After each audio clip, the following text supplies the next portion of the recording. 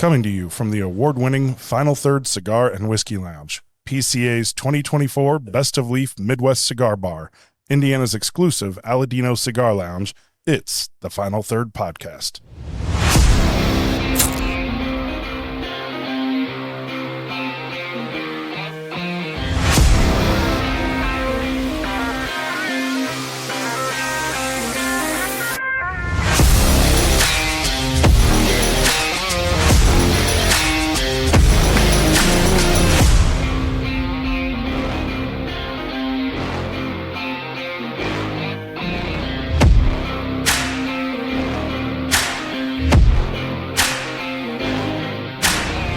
Welcome back to another Final Third Podcast. I'm Rob. I'm Scott.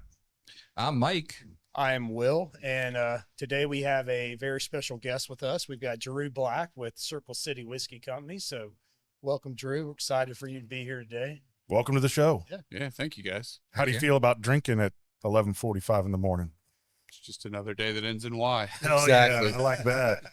I like that. We like to say if you just don't start drinking in the morning, you can't drink all day. That's right. Well, I hope everybody had a really, really good time on Black Friday. I know we did. Oh, yeah. I mean, that was like 2 days ago, and I'm still wore out. Yeah, that was a long day. was I a came in long here day. 3 separate times. I know you did. Yeah, And Yeah. first 2 times we were so packed there was no seats. right, So right. it was Yeah. great. I was bummed. I had family in town, couldn't make it, but according to you, it was like standing room only pretty much all day long. It was. Most of the day, yeah. Yeah, till about 6, then we kind of Wow. had maybe 5 or 6 seats available. So it was great. It was really great. Yeah, I appreciate everybody who came out and supported us on that day. That made a really good day for us. And I know a lot of small businesses on Black Friday that kind of sets up their holiday season and honestly the first quarter as well. So thank you guys for helping us out with that too. That was great. Heck yeah. Great day, but now we got to be back on it because we did a live show, and Yes. our tens of fans totally expect to have a podcast on Every it. single So, one. Yes. yes. So we're back at it. So we're gonna do some smoking and drinking today. Let's Yeah. maybe start with what we're smoking, Yeah. and then we'll talk about that. some Yeah, special kick us off, stuff Rob. here. Yeah, so we're going to start off, and the reason why, and we'll talk about that in a minute, we're going to start off with the Espinosa Crema, just a nice, mild to medium Connecticut, creamy, nutty, just a really good, solid morning smoke for me. A lot of people like this all day long, but it's a really good morning smoke. And we decided to start with this one because this, if you're watching the camera, and if not, I'll have to take a picture and post it as well. We had a good friend of our shop come in here, asked us if we would display some of his dad's old Jim Beam decanters. He had like 12 to 14 of them, and he said, I don't want to sell them. I just want to be able to every once in a while see them. I have nowhere to put them. They're in my basement. I don't have anywhere to put them and look at them. Just love to see if you display them. And I wasn't sure at first. I'm like, yeah, I mean, okay, I don't know where I'm going to put them. He brought them in. These things are beautiful. And so we opened one up, and there's actually 4 or 5 of them that have beam juice still in them. And Will and Looking forward to that. just filtered it. We didn't even need to filter it. I mean, we put it through cheesecloth. It's beautiful. Not just beam juice, but 14 years, 7-month aged, 1958 distilled beam juice. Isn't which that is kinda insane? very cool. Yeah. So we know it's going to be lower proof. So we thought a nice, milder cigar, creamy cigar would go good with that. So we are going to get into that right now. Awesome. Heck yeah. Let's do it. Yeah. It is surprising how many of those are around on those beam. They are actually out there. I don't know what it is, but a lot of people bought them that didn't drink whiskey. Yeah. And they're like, oh, look at that beautiful bottle. Well, Okay, let's buy that. That's exactly what it was. We think about back in the 50s and 60s, whiskey was not popular. No. It was going on the downswing, right? Because vodka was becoming popular. Everyone was rebelling against what their parents and their grandparents had drank in the early 1900s. And the only way you could sell whiskey was to package it. Right. These cool decanters and artistic designs and things like that. Because honestly, people weren't really interested in drinking the whiskey. They just liked the packaging. So Yeah, it was, Beautiful nose. referred to as the glut era, and that's, it sounds terrible, but there was some amazing whiskey that was going for $10 a bottle. Yeah. I mean, Yeah. The glut era. I like that. I wish we had more of that. Man, look at that in the glass. You're right though. Some of those decanters that have popped up, I mean, they've created every kind of gimmicky decanter imaginable. I mean, there's Indy Yeah. cars, there's every car imaginable. Yeah. And it wasn't just Jim Beam. You know, to be fair, it was Wild Turkey. It was Yeah. Old Crow. It was really everybody jumped on that bandwagon. Oh yeah, I've talked about my Old dad's Commonwealth. decanter. He had a duck, a mallard. Yeah. For like a Canadian whiskey. They had Beam had ducks as well. Did they? Well, they were, I don't know if they were geese or ducks, but I guess they were ducks. They're all white. The artwork on them are insane. I mean, they're like the turkey ones are cool too. Have you seen some of those ones that are just turkeys? Yeah, but they're hideous. They're hideous, but they're Yeah, awesome. They're cool. I have one in a box still at home. Yeah. It's already drank, but that stuff is some of the best whiskey. Some of that late 70s to mid 80s turkey. I agree. Some of the best dusty stuff you'll ever find. The aroma on this is so rich. It's not even dusty. There's no. really not a dusty quality to it. Maybe very subtly, but It was very strong coming out of the decanter. It was very, very, very Yeah. strong. Oh, we Like, just, you when we were starting to pour it, you could just smell the aroma. I'm like, holy crap. Makes Well, me yeah, wanna the go cork home and was- open the ones I got. yeah. Cork was in like perfect condition. Mm-hmm. That's the other thing too with those decanters. They put 24 karat gold all over these things. And like, holy crap, they really put some money into these to sell them for $10 a pop. And there's a stigma behind these too, where everyone thinks that if you're going to drink out of one of these, you're going to get lead poisoning. Yeah. Yeah, they're made with lead, sure, but you have to drink probably 1,000 of those in like one sitting, which you would die from alcohol poisoning at that point, anyways, to get lead poisoning. Yeah. So like, it's Man. not that big of a deal. There's not that much in there. No, and honestly, most glass was leaded back in the day. Yeah. So I mean, it's a hyped up myth, but That really holds up, man. It did. Yeah. You know, I've had a number of these, and every time I think the same thing. They were just trying to attain a perfectly balanced bourbon. And what I really love about tasting some of these old dusties is the comparison of a lot of the new stuff that people are trying to do, the different flavors that they're trying to coax out of bourbon. This was made 25 years after Prohibition ended. Yeah. Right? I mean, how much was lost during Prohibition, and how long did it take them to master that craft again? And so being able to, create this and go for something that they could sell, because bourbon was just not drank all that much. Right. It's just the low times. Well, see, even the grain was different, right? Like the corn was different then. Yeah. How they farmed was different. The Way less soil was pesticides, all that stuff. Yeah. I mean, it was just a completely different process, a completely different time. I mean, the barrels too. I mean, the Yeah. trees were more mature. a lot older. yeah. oak, right? You know, That's a good it's- point. Yeah. Yeast was different. I mean, you think about like the old Stitzel Weller stuff. Everyone says like, why can't they recreate it? It's like the yeast is gone. Mm-hmm. It doesn't exist anymore. I mean, Yeah. that, You can't recreate any of those conditions. no. No. I mean, you can try but it's, And water was better. there's a really nice soft fruit note to this that I think is almost like summer Indiana cantaloupe. It's very Oh. specific. I can Yeah, see I that. can't compare to It's the things I haven't softness on the had. palate. I think. That's I mean, It's, I always joke like I'm not the best with descriptors when it comes to whiskey because I grew up eating chicken fingers and fries, and so like I've evolved my dietary habits since then, and I eat, I wouldn't call myself a foodie, but I definitely explore. But I do not. I've got friends that just pick out these notes, and I'm like, I never ate that, so if I haven't eaten it, how am I supposed to Right. make that comparison? So, but yeah, I've had a lot of cantaloupe, just not summer. Not summer Indiana cantaloupe. yeah. Well, there's you always see it at the grocery store when it finally matures and they start harvesting. All the grocery stores are like Indiana cantaloupe, right? Because it grows pretty well here, and there's some pretty big cantaloupe operations. Yeah. Most of the time it's coming from California or Mexico, places like that. Yeah. And when the Indiana stuff comes around, it's local. It doesn't have to go through the long shipping process or the forced maturation. You're just getting stuff Well, off the ground. Just drive down 41. Just take 41 south, the old way to go to Evansville, and this all cantaloupe farms. down Yeah. there. Yeah. Farms. Yep. Really cool. And that stuff is delicious. You've got my wheels turning though. I think I'm going to look for something with Needlers cotton candy grapes notes in it, and I'm using it as yeah. a note. I'm using that as a note. I like And I it. know people are going to be all over it. That's great. Needler's cotton candy grapes. They're better than Kroger. Okay. I'm down with that. They just got bought. Neither's Needler's Yeah, they did. Yeah. That's a good thing. I think so. They were struggling with kind of the wide distribution that they got once they bought out all the old Marsh. marsh properties. Scaling's tough It is, man. for any business. In grocery, it's Yeah. really tough. Those freaking margins are razor thin anyway. Yeah, they are.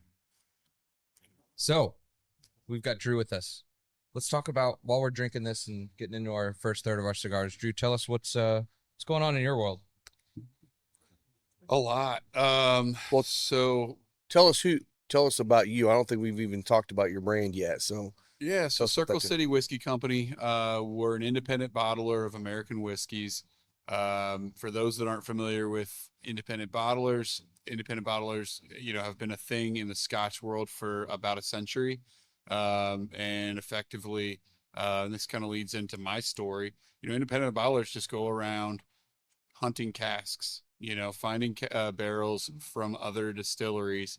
They're not distillers.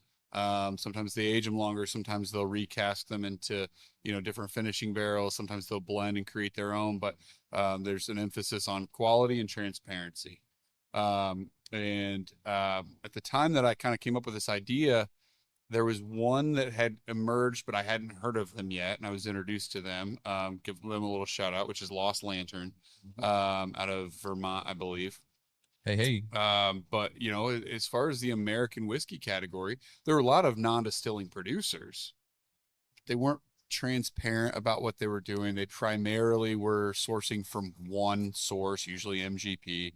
And there's nothing wrong with that. I'm not, again, there's an emphasis on quality there. Where we, focus differently is again, variety, working with multiple different distilleries, continually going out and, finding different partners to work with, and then just being as transparent as legally allowed with those folks. And that's really just a play on what I've done forever, which is I ran a bourbon club, and my focus was always on doing barrel picks. Did about 80 of them in 6 years, and whether it was for our club or for local stores. And so, kind of turning that into a business, the idea of, and I fancy myself an equal opportunity alcoholic. So I love all kinds of whiskey. I love cocktails. I love wine, great beer, all of it.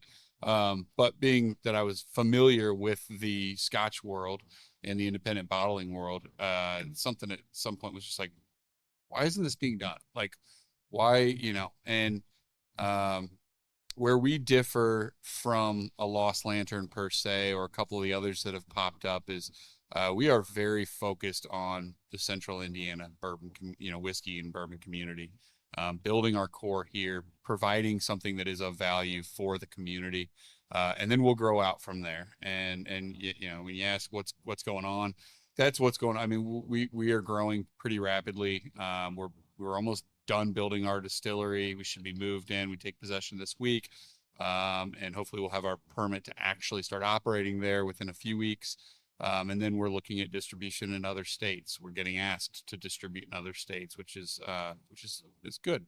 that's But great. our core here is really our focus, whereas the other independent bottlers tend to be online based, focusing on casting a wider net to a national audience, and focusing their sales through online outlets, which again, nothing wrong with that. We just, being born and raised here, we want to focus here. So I love your call out to Scotch, because it's something I never even really, it's something I knew, but I just didn't think about it. Like single malt versus blends, right? Single malt just means it comes from one distiller. Right. That's it. Right. So if you're Glenlivet and you're just doing your own distilling process and putting that into barrels and then bottling it, single malt whiskey. But there's tons of blends. Mm. I mean, Johnny Walker's the biggest, blender of Scotch in the world. Yep. And they, proudly claim exactly where they're getting their Scotches from, and, the fact that they're doing these blends. I mean, in the days of it being a bad connotation or a bad, you know, Taboo. Yeah. in American whiskey. Those days are over. I mean, Yeah. their blending is now well received. Blending, marrying, whatever you want. Finishing, Yeah, all that. I mean, yeah, it's well accepted, and I think people realize. I mean, there's just. I mean, obviously, Drew, you do a great job. You know, K. Luke down in Mississippi. I mean, those guys they're. I mean, Jonathan. I mean, his blending is phenomenal. You know, you can name half a dozen that are really doing a good job with it. You know? Yeah. So, Well, and you had said something, and I'd like to ask a question because I'm not sure the answer to this. You know, you are an independent bottler. You acquire barrels. You find some amazing barrels. You do some. I think you do some finishing, right? Yeah, we have. Yeah, some finishing and stuff too. But then you said you were opening up your distillery. Mm-hmm. What kind of licensing do you have to have as an independent bottler versus at a distillery as well? And I want to also ask you about, are you looking to distill in the future? Yeah. So as an independent bottler, if you're not going to have any distillation operations, you can operate as a rectifier. Okay. It's not any less expensive except for the equipment requirements. Oh wait, the state wants more money? Huh, that's weird. Yeah, they want it's We're from the government. We're here to. I don't want to get myself in trouble with I know, don't going off on that tangent, but I could. he loves the government. We love the government. I have so much faith in our government. We do too. But I can't believe you kept a straight face saying that. But if you ever want to have a tasting room, which again, we're all about being part of the community, and that's always been on our radar. It's always been kind of the end goal, is to have a local tasting room and bottle shop. And in order to have that, you have to have an artisan distiller's permit. Okay. In order to have an artisan distiller's permit, you have to have a distiller's permit and wait 6 months. So that's where we've applied for. We should have it literally any day now. We've already got our federal distiller's permit. We're waiting on the state, and in our new location, we will have a still. There are also some financial advantages of distilling your own product, and you're able to bypass wholesale distribution if it's at least 60% your own product in the bottle. We're also, as a guild, working towards some legislation that expands that a little bit and gives us a little more wiggle with that. But you know, at the end of the day, whiskey will not be our focus for distillation.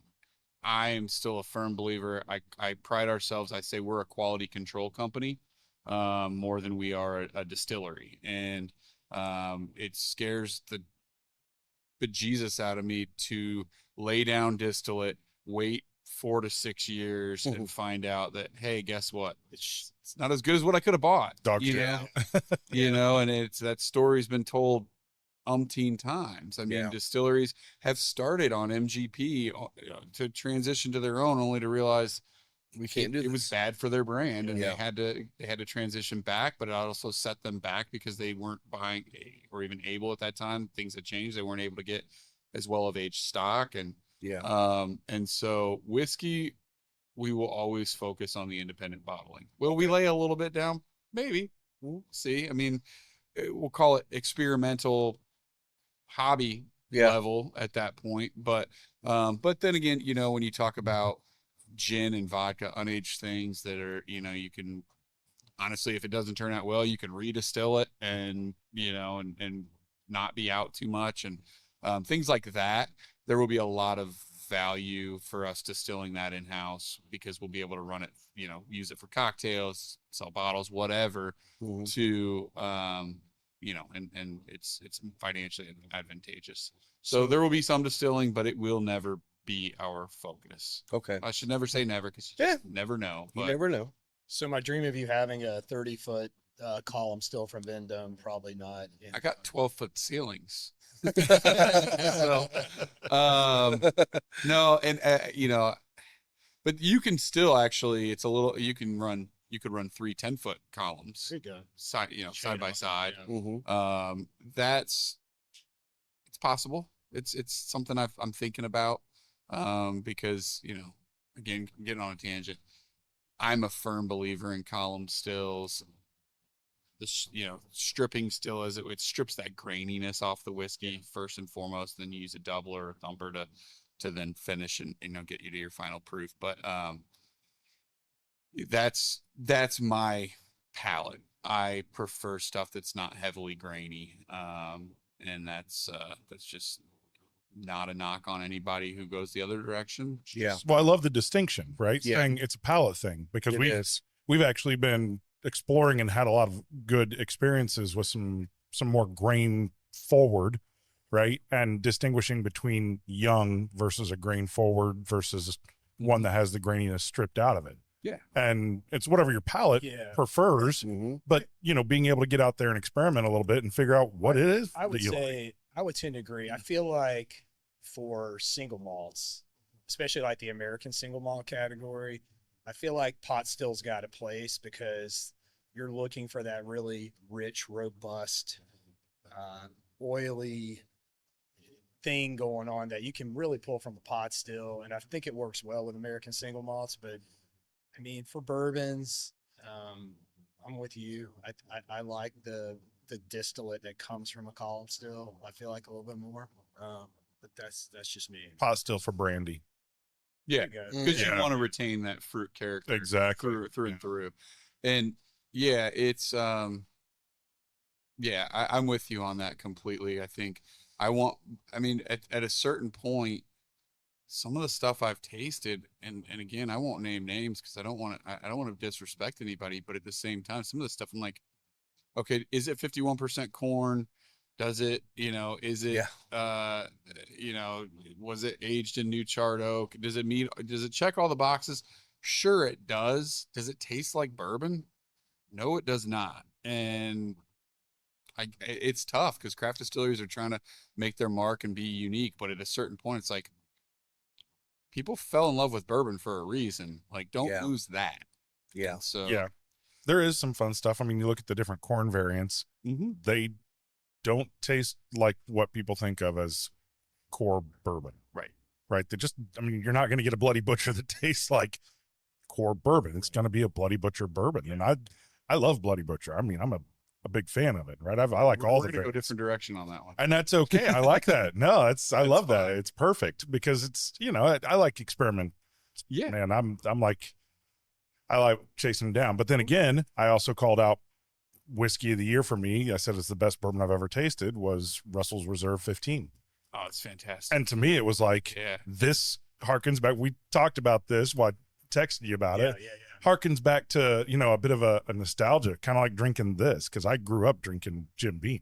Yeah. I mean, I was white label, right? 15 years old, out by the fire pit, and parents in the house not knowing what I was doing, drinking Jim Beam. So there's something to be said. And I love that the focus that you guys have from a Circle City perspective is on this core product. Yeah. And there's going to be these nice subtle differences that you get from one bottle to the next as you're trying to continuously find what is that core bourbon element that everybody loves. Yeah. Well, I appreciate that. And something I will say, like, I mean, I love what you said about the corn variants, because we did a project. One of our early partners was Pennington Distilling out of Nashville, Tennessee, and they use a Tennessee white corn. And a lot of their product is wheated, and wheat being a grain neutral, or a neutral grain, allows that corn to really stand out. And when I tasted it, I was like, this isn't going to be for everybody. And we aged it another year and a half before we released any of it. But because it was so funky that I was a little nervous. But then it hit a really nice sweet spot. And a lot of people love it. A lot of people hate it. And that's fine. We do try to find products that are going to be polarizing. I would much rather be polarizing than find something that's middle of the road, because I feel like no one's going to love middle of the road. They're going to like it. Yeah. Yep. But no one's going to love it.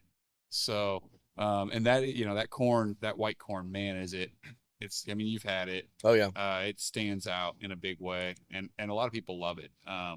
But some people say they never want to put it in their mouth again. So that kind of brings a question into my mind. So as a independent bottler, how do you balance that between creating a product for the whiskey geek like us that we're gonna geek out on versus trying to reach the person who is gonna go to the bar and get a cocktail with a basic 90 proof how do you judge like how much you want to put into one versus the other when you're creating your SKUs, for lack of a better term? So when we first started, everything was cast strength, and then we'd go do tastings, and I mean, especially we did tastings last year at all but one Butler basketball game, and we were in, the majority of the time we were in this large, their Bulldog Club. It's their EFG, Formson Family Gym, and there's hundreds of people in there, and everybody loves bourbon now, right? So you get the average. I love bourbon guy. Well, what do you drink every day? Oh, Woodford's my go-to. Yep. Nothing wrong with that. No. But that immediately tells me they drink lower proof bourbon. Right. And what we quickly realized was, 120 proof scares people off. Yeah. And if they're not prepared for it, even though it drinks better than what you would expect 120, because we get that all the time. It's like, it was hot, but it didn't taste like 120. But we'd scare people off. They're like, oh, no, thank you, but no, thank you. I don't want to drink gasoline today. And then, so we realized, our bottled and bond was our first, foray into lower proof. I wanted to do the bonded because it carries a connotation, an extra level of care and certification, kind of a stamp of quality. But even with that, people were walking up and they're like, 100 proof, like triple digits, starts to scare the Average consumer. I try to be careful about, I'm not trying to disparage anybody by saying that, but like, I'm a whiskey nerd. I think everyone around here is kind of nerdy about our whiskey. Like we drink it regularly. We explore into different things. We've gotten to the point where we drink, cast strength whiskey. Mm-hmm. Not everybody, that's not for everybody. That's Right. not everybody's goal. And so, then we realized, oh crap. And we were fortunate enough. We struck up this relationship with Butler, and have a licensing agreement. And, as we were coming out with that first batch, we're like, okay, we know the Butler audience. They want it to be 90 proof. Yeah. So if we're going to expand our brand, if we're going to meet the masses, I would say, Jim Beam White Label, Jack Daniels, all that. Then you get into the more craft or, premium bourbon. It's about this big comparatively. Then you get into barrel strength, and really we lose sight of it because it's who we surround ourselves with. Right. But at the end of the day, the market for high proof bourbon is tiny compared to the audience that wants something proof down, something that's easy to drink. Bad word, supposedly, and they want smooth.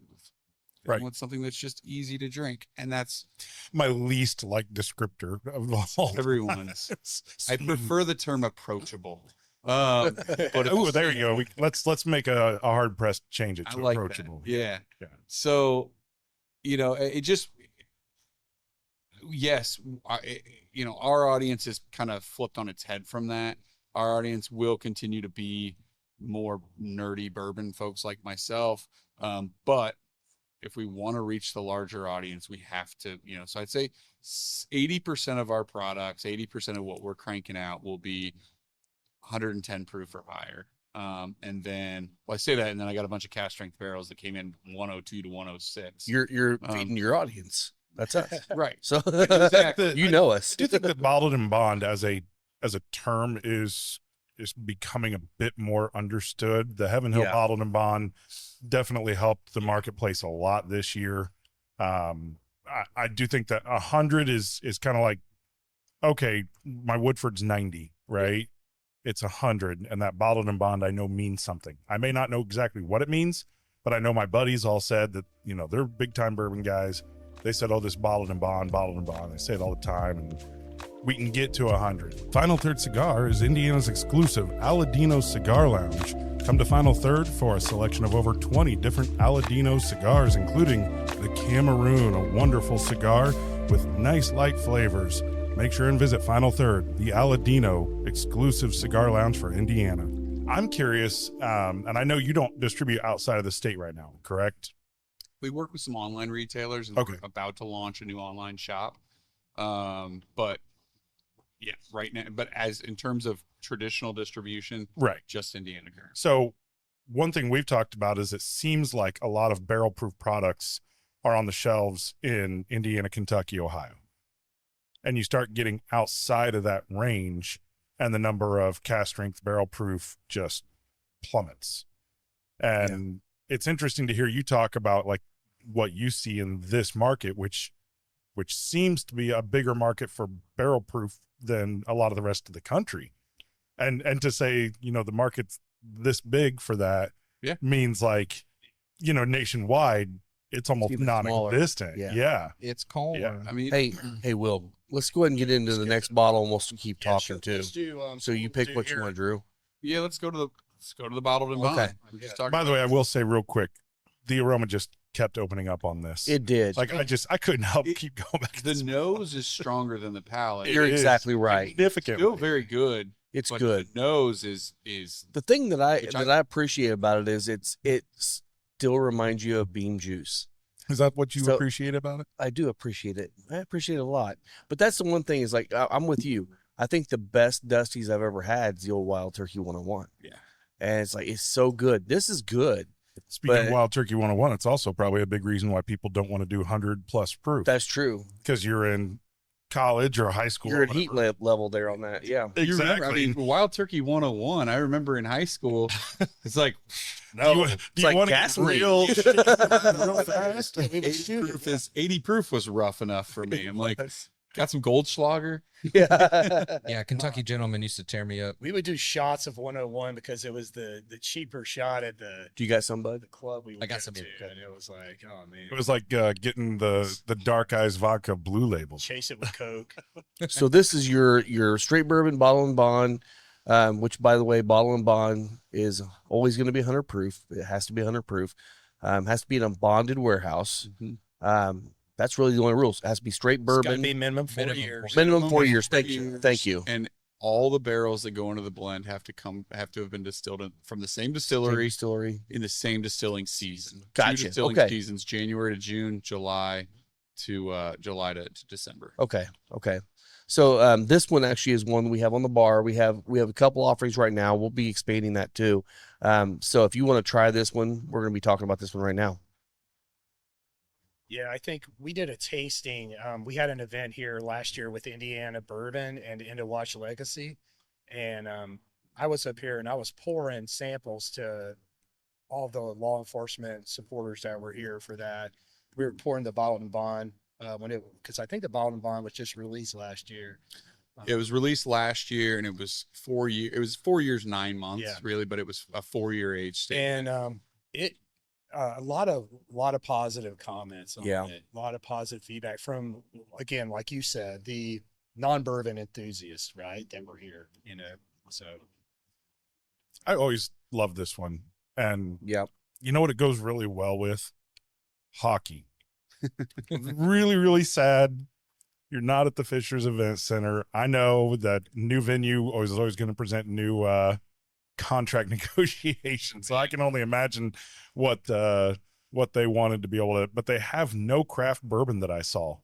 I would say at the Event Center. talk That's to your distributor and get them to sell them some cases, 'cause they do need to expand their whiskey Oh, selection. there. I And politely they will. I politely hit them up on Facebook and said, guys, your bar is a little you sad. did. I saw that. Yeah. Well, I even talked to a couple of the people that I work with as being a sponsor there too, and told them that, and they said they're looking to expand it. That was basically opening night. I kind of figured that was the case. It looked Yeah. like there's a lot of open space there. There was. They were kind of trying to judge like where do we go without buying 100 cases of something that then just sits. Hmm. See what people ask for, what they need to get in there. So But again, yeah, get into your crowd. That's what they have yeah. to do. I'll say a few things. One of the things I really, really respect that they're doing is, first of all, I want to say, moving to Fishers, smartest thing they could possibly do. Hmm. People were nervous to drive from Hamilton County, which, if you're familiar, Hamilton County is the largest season ticket holder for Pacers and Colts. That's the audience they're after. Yeah. That audience was nervous to go down to the fairgrounds at night. I think it was totally fine. I went to many games, took my kids, loved it. Yeah. The thing I love that they've done is in moving, they've kept the ticket prices the same. Yeah. The owner is a firm believer that he wants it to be something that's accessible for everyone. Except for a $3 per game administrative fee. Is there? Okay. Well, fair enough. Scott's not bitter.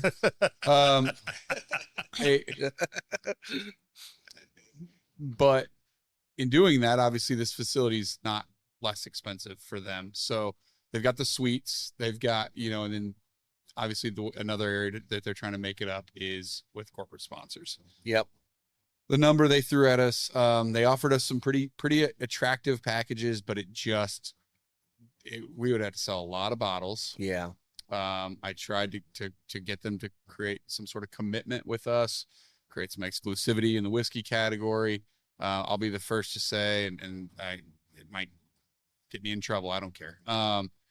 Concession companies, which they don't have a concession company this year, but they've brought in somebody from a concession company. And so the traditional concession model is very risk averse.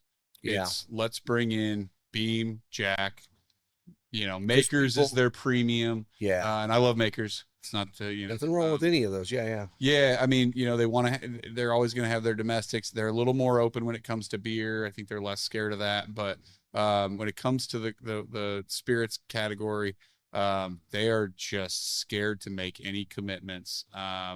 And that I think was a huge mistake. We offered to make a product for them to offset those so that we could protect ourselves in the investment. Sure. It was substantial. And I still say nobody's going to walk up and say, I'd like a Beam and Coke, and then be like, hey, well, we actually have a nitro fuel in Coke, same price. Right. And then say, oh, never mind. I'm just not going to drink tonight. Like, come on. Right. You're Exactly You're a whiskey and Coke drinker. You've Yes. got a captive audience. It's a win in Rome situation. They're going to take the alternative, but they were very risk averse in their choice to not do that. Maybe next year that'll change. And I get why they think that way, because they're not in the whiskey world. Sure. But I mean, that's one of the reasons why I don't have regular white label Jim Beam. I don't have Old Number 7 Jack in here, because it's not because it's bad. Nothing wrong with it. I tell people all the time, if Jim Beam is your favorite bourbon of all time, you just won the freaking lottery. Yeah. Because you can buy it everywhere and it's cheap. Yep. But what we try to do is, like, someone says, oh, I want a Jack and Coke. I'm like, oh, we don't have number 7, but we do have Bottle and Bond. We have Bottle and Bond Rye. We have Bottle and Bond Bourbon, or Jack. We have other ones. Triple mash. All these different. I'm like, would you like to try something different? They're like, oh yeah, I just want whiskey and Coke. I'm like, all right. So people actually order it. Just like, say, you go into a restaurant, you say, give me a Coke. If they have Pepsi, they're giving you Pepsi. Yep. It's no different with that. Yep. And I think it's just education for people that are actually buying at that point. So then are you going to try to get into the Noblesville Event Center? Yes. And you could be the exclusive and probably only sponsor of the Mad Ants. so they're not going to be called the Mad Ants anymore. I know. They're going to be the Noblesville Noodles. I want them to be the Noodles, but I don't think that's going to be it. I don't think that's going to be it. They haven't announced what it is. I was actually with a couple city council members yesterday. And, did they leak it? No, they wouldn't. Yeah. They said I think it's coming out in the next week. So I work for them, and we don't know what it is. But it's I'm a Noblesville resident, and they actually pushed it. They were like, well, you should. We were having this same conversation, and they're like, well, you should become the new sponsor of the Mad Ants. Well, it's not going to be the Mad Ants, but I'm like, hey, let's talk. But the Noblesville Drew Blacks. Yeah, but there you go. But it's got to be, it's got to make financial sense. Obviously, there's marketing value to it. But at the same time, we need to move bottles. Yes. To offset just like you guys. I mean, you're not just sponsoring it because you love hockey. You need to drive people in, and it needs to make financial sense. And I hope it does, because my kid fell in love with hockey last year because of that sponsorship. That's awesome. I've always liked hockey, but I fell in love with hockey. Yeah. It's and with them being closer, I was excited to try to get something done, but it just, it didn't make sense right now. Things could change in time, and getting your product in there would actually be good, because then if people are starting going, oh, this is really good. I want to go buy it at the liquor store. And then they come back in and they start seeing their product move. Maybe they offer you a better deal down the road. And also, you're a little older. You have a couple more years under your belt. And all of a sudden, I got a little extra money to spend on advertisement. It was one of the means a biggest lot. feedback items. Yes, Like, it was. everywhere it Like is. parking was not, nobody was upset about the parking, like lack of spaces or anything. There were some questions and confusion around how to pay for it. And some people were kind of confused about a couple other things. But Yeah. honestly, there was a lot of feedback that the bar is Weak. woefully weak. Yeah. And it's kind of surprising because they did a it's that great job way. with the food, but It's become that way with the boom of whiskey. People want to be able to drink good whiskey when they're out, and the same thing was said at Clues Hall, and we have our Bulldog product in there, but gosh, it was like pulling teeth getting their concession company to work. And fortunately, the powers that be at Butler were like, no, we're doing this, and we want to actually bring in more than you are comfortable with, because it's a finite availability of product, and we want to make sure we have it for the next year. Yeah, Like, You're a Butler grad, right? I am. Yeah. So I mean, you're kind of in the same mindset as us. I mean, we like to support local, other small businesses, all that too, and people that we already are associated with. With you, you're doing the same thing. You're trying to focus on Central Indiana. I mean, you're an alum, so let's get your whiskey into where you were made. Yeah. And I love that concept, because I think it's lost on a lot of the whiskey brands. Or, a lot of them.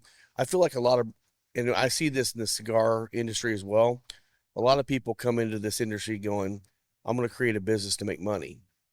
You lost it at that point. Yep. You have to have a passion for what you're doing. And I really feel like we're getting to a world now where you have to also have a passion for the people around you and the local area before you actually try to go big. And I like seeing you doing that. That's really awesome. I appreciate it. I mean, I think, it creates a core that gives you a good foundation as a business. Yeah.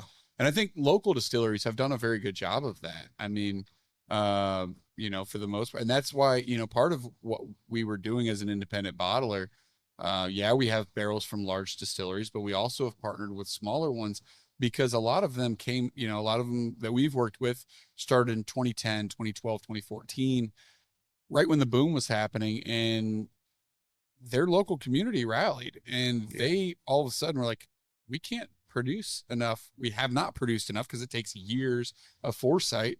We haven't produced enough to grow outside of our local market. Yeah. Well, fast forward 6, 7, 8 years, their forecasting improved, and they started creating more whiskey. Well, now they're looking to grow into new markets. So that's where we said, hey, look, again, as an independent bottler, you can cast a wide net, and there's an audience of people that, they've got their followers, but it's still, again, kind of looking at that pie we were talking about earlier, very, very, very tiny. My pitch to those guys is, hey, is Indiana on your radar? And if Indiana's on your radar, we've got the audience. We can market to a strong core. Am I going to create an audience for you nationally? Nope. But I can make Indiana pretty easy for you. Mm-hmm. And I think, again, that's a marketing strategy of just more concentration, and concentration, it's harder to fizzle out. And Yeah. so, they did a fantastic job in their local markets. But to your point, a lot of these brands that have come during the boom, and as a result of the opportunism of a boom, it's national focus. It's big private equity or venture capitalist money, that wants to, be marketing first, bourbon whiskey second. Yeah. And we're starting to see those brands struggle a little bit. Yeah. And Well, and with it's hard to differentiate at that point too. Yeah. Well, with whiskey and bourbon, the problem you have with that is you can't be reactionary. You have to be proactive, because if just like we've been seeing with the finishing game across the industry, you had to be thinking about that 4 or 5 years ago, because you're creating product, now you're finishing it, and it's not something you can just, oh, this is selling well, I can do this tomorrow. No, it has to be thought out ahead of time to really create the products.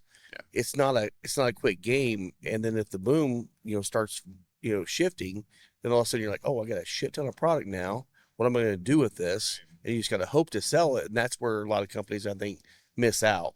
Well, I mean, you're seeing even the big six doing some stuff that they claim they would never do. oh yeah. They're doing that now because the smaller brands are doing that and they're winning. It's like, okay, are they too late? We'll see. Innovation will always push forward. Yep. I don't know. When you say all that, the thing that jumps to my mind is the Ambarana finishes. And Please don't do Literally. no, trust me. I'm on record as stating I will never. Oh, I hate I was not on the leading edge of it. I mean, so you knew, you already seen it. I think Starlight was one of the first. Yeah. Then you just started seeing brands cranking them out. And, Yep. and I'm like, no, I'm not going to be another Me Too with, something that also I just personally don't care for I that don't much. either. And not then, Tastes fucking disgusting. It does. and yeah, and even the ones that are lighter on it that have done well, I'm just like, am I just going to keep chasing fads? And, Right. And with $1,000 finishing barrels, like, no, thanks. Yeah. No, thanks. And so, I just, I think we're seeing the finishing side of things waning. It's It coming, is. it's coming down some. And part of that, I think, I this is just my theory, but I think there's some data to support it. It boomed right towards, maybe right before, but really towards the beginning of COVID is when it really took off. Well, guess what? That was also when the most people entered the hobby. Right. And it's approachable. It's, it's generally an easy way to get into bourbon. A lot of it's bourbon that doesn't taste like bourbon. And so it's an easy entry for folks. Well, now that has all passed. People aren't drinking out of their coffee mugs on Zoom calls at 11 a.m. anymore. And so Speak for yourself. not as much. Don't. A lot of folks that got into the hobby. A lot of the folks that got into the hobby Gotta remember because which one it is. they needed a Don't new think you at-home understand how much I hobby, think. and Sorry. Yeah, I had to find it. Yeah. a lot of people had a new at-home hobby, and Yeah. people were back to the office, and you just couldn't expect that everybody was going to stick with it. Yeah. So now we've got less new entrants to the market, and less and those that have stuck with it, they're evolving. Right. They want Yes. it's no different. I mean, when I started getting serious about bourbon, I was drinking highballs and putting less and less ginger ale every time, basically. And they're doing the same thing, except they're starting with finished bourbon, and now they're working more towards Right. true, tried and true bourbon and whiskey. And so it's just making that market, and it's just too much competition in it. Well, I think one of the very, very early finishers that I always loved their product was High West. Yeah. Right. I mean, the port finished rye, that was like, they did that, I love High 15 years ago? Midwinter Night's Dram has It's- been around for quite a Very while, long like 10 time. years now. And Yeah. And it's I wish it was half the spectacular. price that it used to be. Angels Envy. Yeah. Angels Envy was one of the first. Yep. Yeah. Smaller. Yeah. And those They guys- made their name on that. Yeah. Yeah. And you're right. Everybody else kind of got on board. Now I wonder, in some cases, it seems kind of twofold. The marketplace kind of folding up underneath it, right? Not being as big of a market anymore. But when we've talked to some of these companies that do finishing, those barrels, they're freaking expensive. Yeah. So I mean, when you're paying like a lease price, like you're like, okay, I'll borrow that for $500 for the next year, and then I got to ship it back. Yeah. Like that's weird. Like when I heard that for the first time, I thought, a lease on a barrel? That is weird. Yeah. I've not been presented with that yet, but I've I can't watched. remember who them it was go that we from- talked to that did Backbone have one that they did on lease? There was somebody that they did. Or was that some Alan sort of, Bishop? of it was I Alan. think it was Alan talking about some Yeah. of those Armagnac I was going to cognac say barrels. Armagnac Yes. makes sense because Yeah. Yes. Or Starlight, one of those two. So I talked to the folks at Lennon Cantata, which is my favorite Armagnac company, and I was at an event, and they said, well, we could probably ship you some staves from some barrels that finally went, but like they have barrels that are 200 years old. Yeah. Yeah. They repair them, like they continue to use them, with subsequent, fills and they, I mean, literally 200 years. Yeah. They're not giving that up. No. There's You're talking character to those. You're talking barrels. 30, 40 grand just to get that bottle or that barrel. A lot of cases, Right. Some of those barrels it's a big investment. I mean, you wonder why the bottle price goes up so much. That's why. The other thing that scared me with Armagnac barrels is Armagnac varies so widely as a spirit that I've had Armagnac finishes that I really like, and I've had Armagnac finishes that I'm like, well, that's totally different, not for me. So to not have, at least if you're getting a PX Sherry or a Ruby Port, you know what you're getting. With Right. Armagnac, you really don't know. I mean, if you're that in tune, the specific domain that it's coming from, maybe, but a lot of that is very variable. Well, yeah, we blinded an Armagnac finish. We blinded, it was a Starlight Armagnac finish with the Bardstown Bourbon. Yeah, that's what it was. Yeah. Yeah, the Chateau de Lavant. Yeah. LeBeau. And I mean, they couldn't have been any further apart. Like they were Right. totally different. So it was just like at that point, hey, which one do you like better? I mean, Right. Yeah. And unfortunately, Preference. there's not a whole lot of. You're not gonna. It's hard to know what you're getting unless you know the source really, really well. And I don't know. Maybe I just didn't get into it early enough to on the business side of things to have that kind of relationship. But Mhm. I don't know that most do. So Yeah. So my glass is empty. Yeah. yeah, me too. What do you guys think of the bonded? It's I always love it. Great soft caramel you. notes. Not heavy on check all fruit. check all the boxes. Yeah, it Really, does. Checks Yeah. all the boxes. I'll ask this question real quick before we go on, and if you want us to cut this, we'll cut it. But do you? I know you're pretty open on where you get these barrels from. Yeah. Where are you getting your bottle and bond from? Or Bottle. It's right on the label. It's MGP. okay, right I on the thought front it label. did. I thought it said Yeah, it's Ian on there. MGP. Yeah. So and something to kind of touch on, like I said, this is 6 years old. Yeah. People ask me kind of with this, we've talked about the state of the industry, so to speak, and what that means for a company. I love it. Barrel availability is better than it's ever been.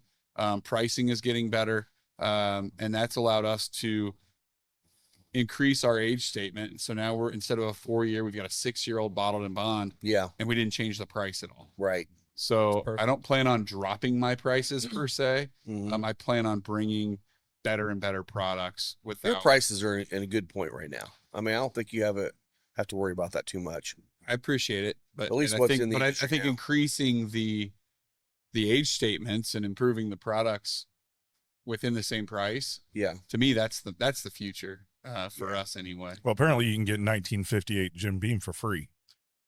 That's what I hear. I'm gonna If you need, know a guy, I'm gonna need about 200 bottles of that to pour into a barrel. right? not that Hey, that'd be much. great. So, Drew, what should we go with next? What are you thinking? I'd say probably the toasted. Toast. Yeah, let's stick with bourbon, and we'll stay on the same curve with proof increasing.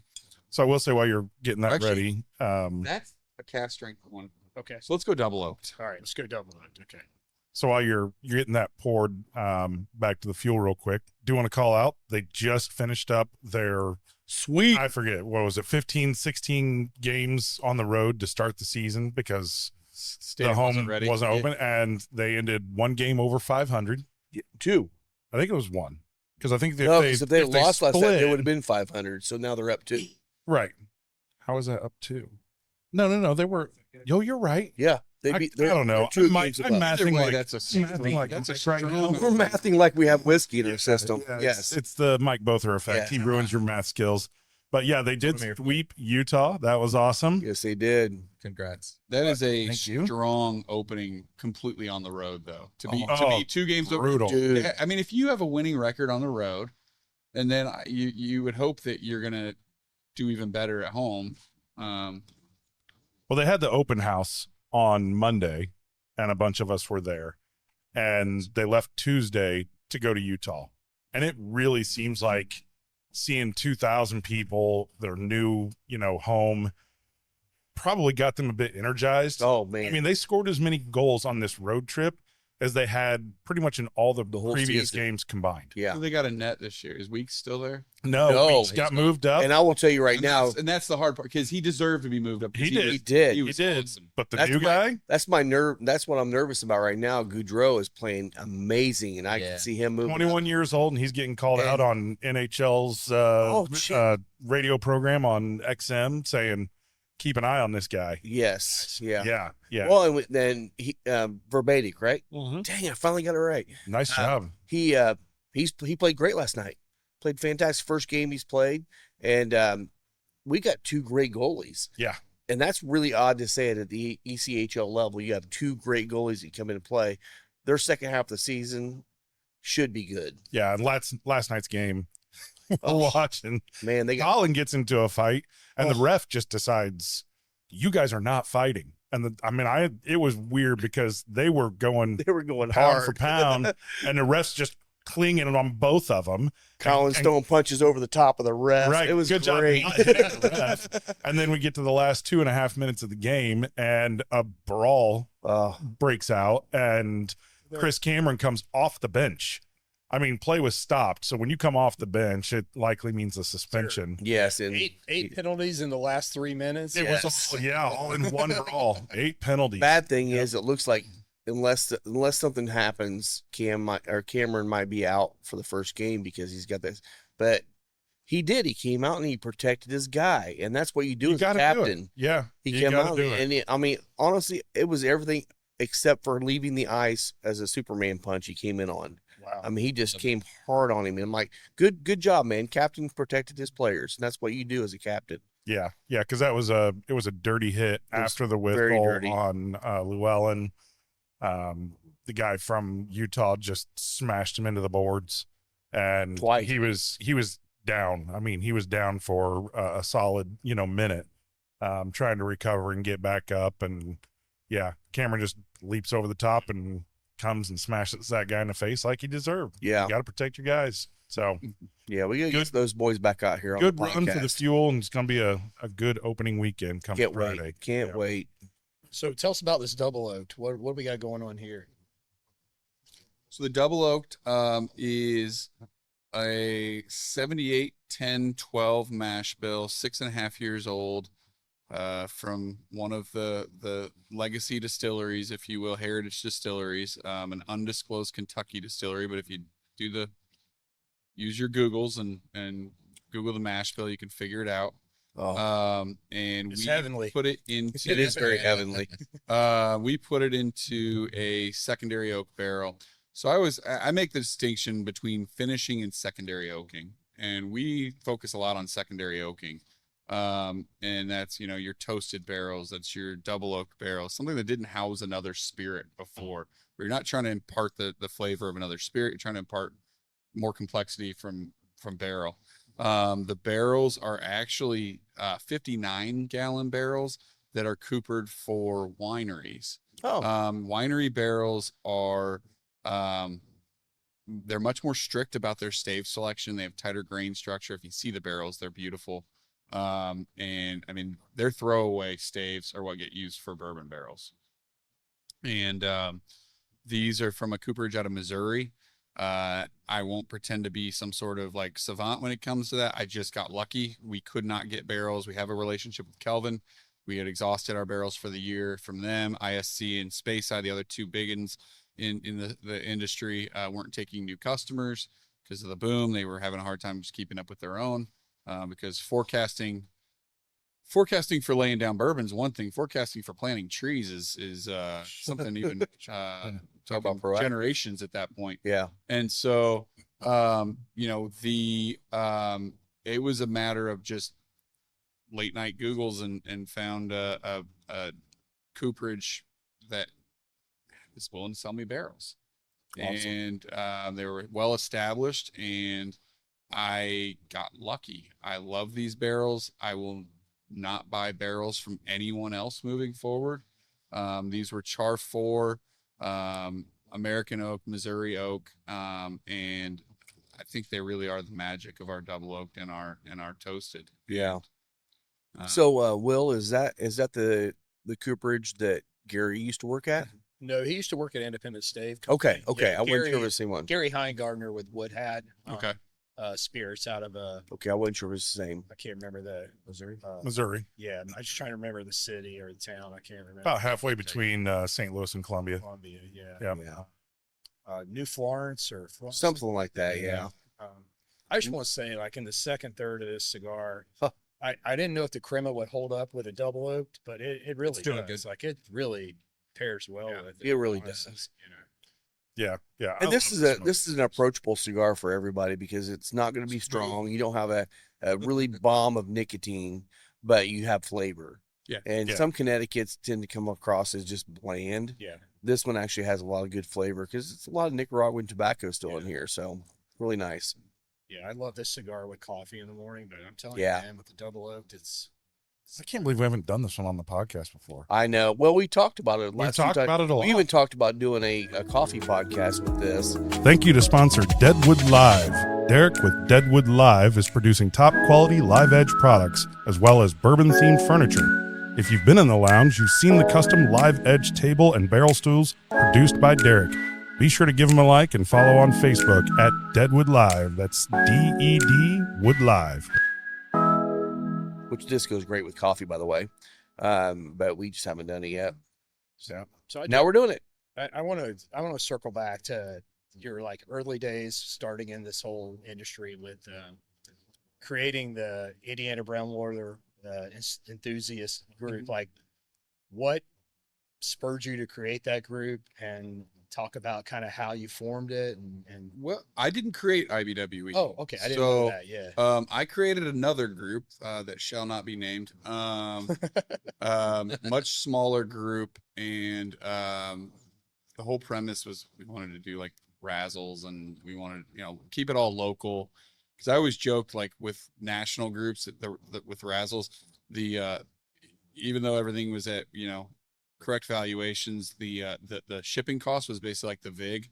It was like the house fee, Yeah, on a bet. And so if we could eliminate that, that's better for everybody. It also gets people to get together, gets people to meet up and stuff like that. And so went really well. And again, I was all about barrel picks. And so I did a few barrel picks with that group. First pick we did was we did 4 barrels of Russell's Reserve.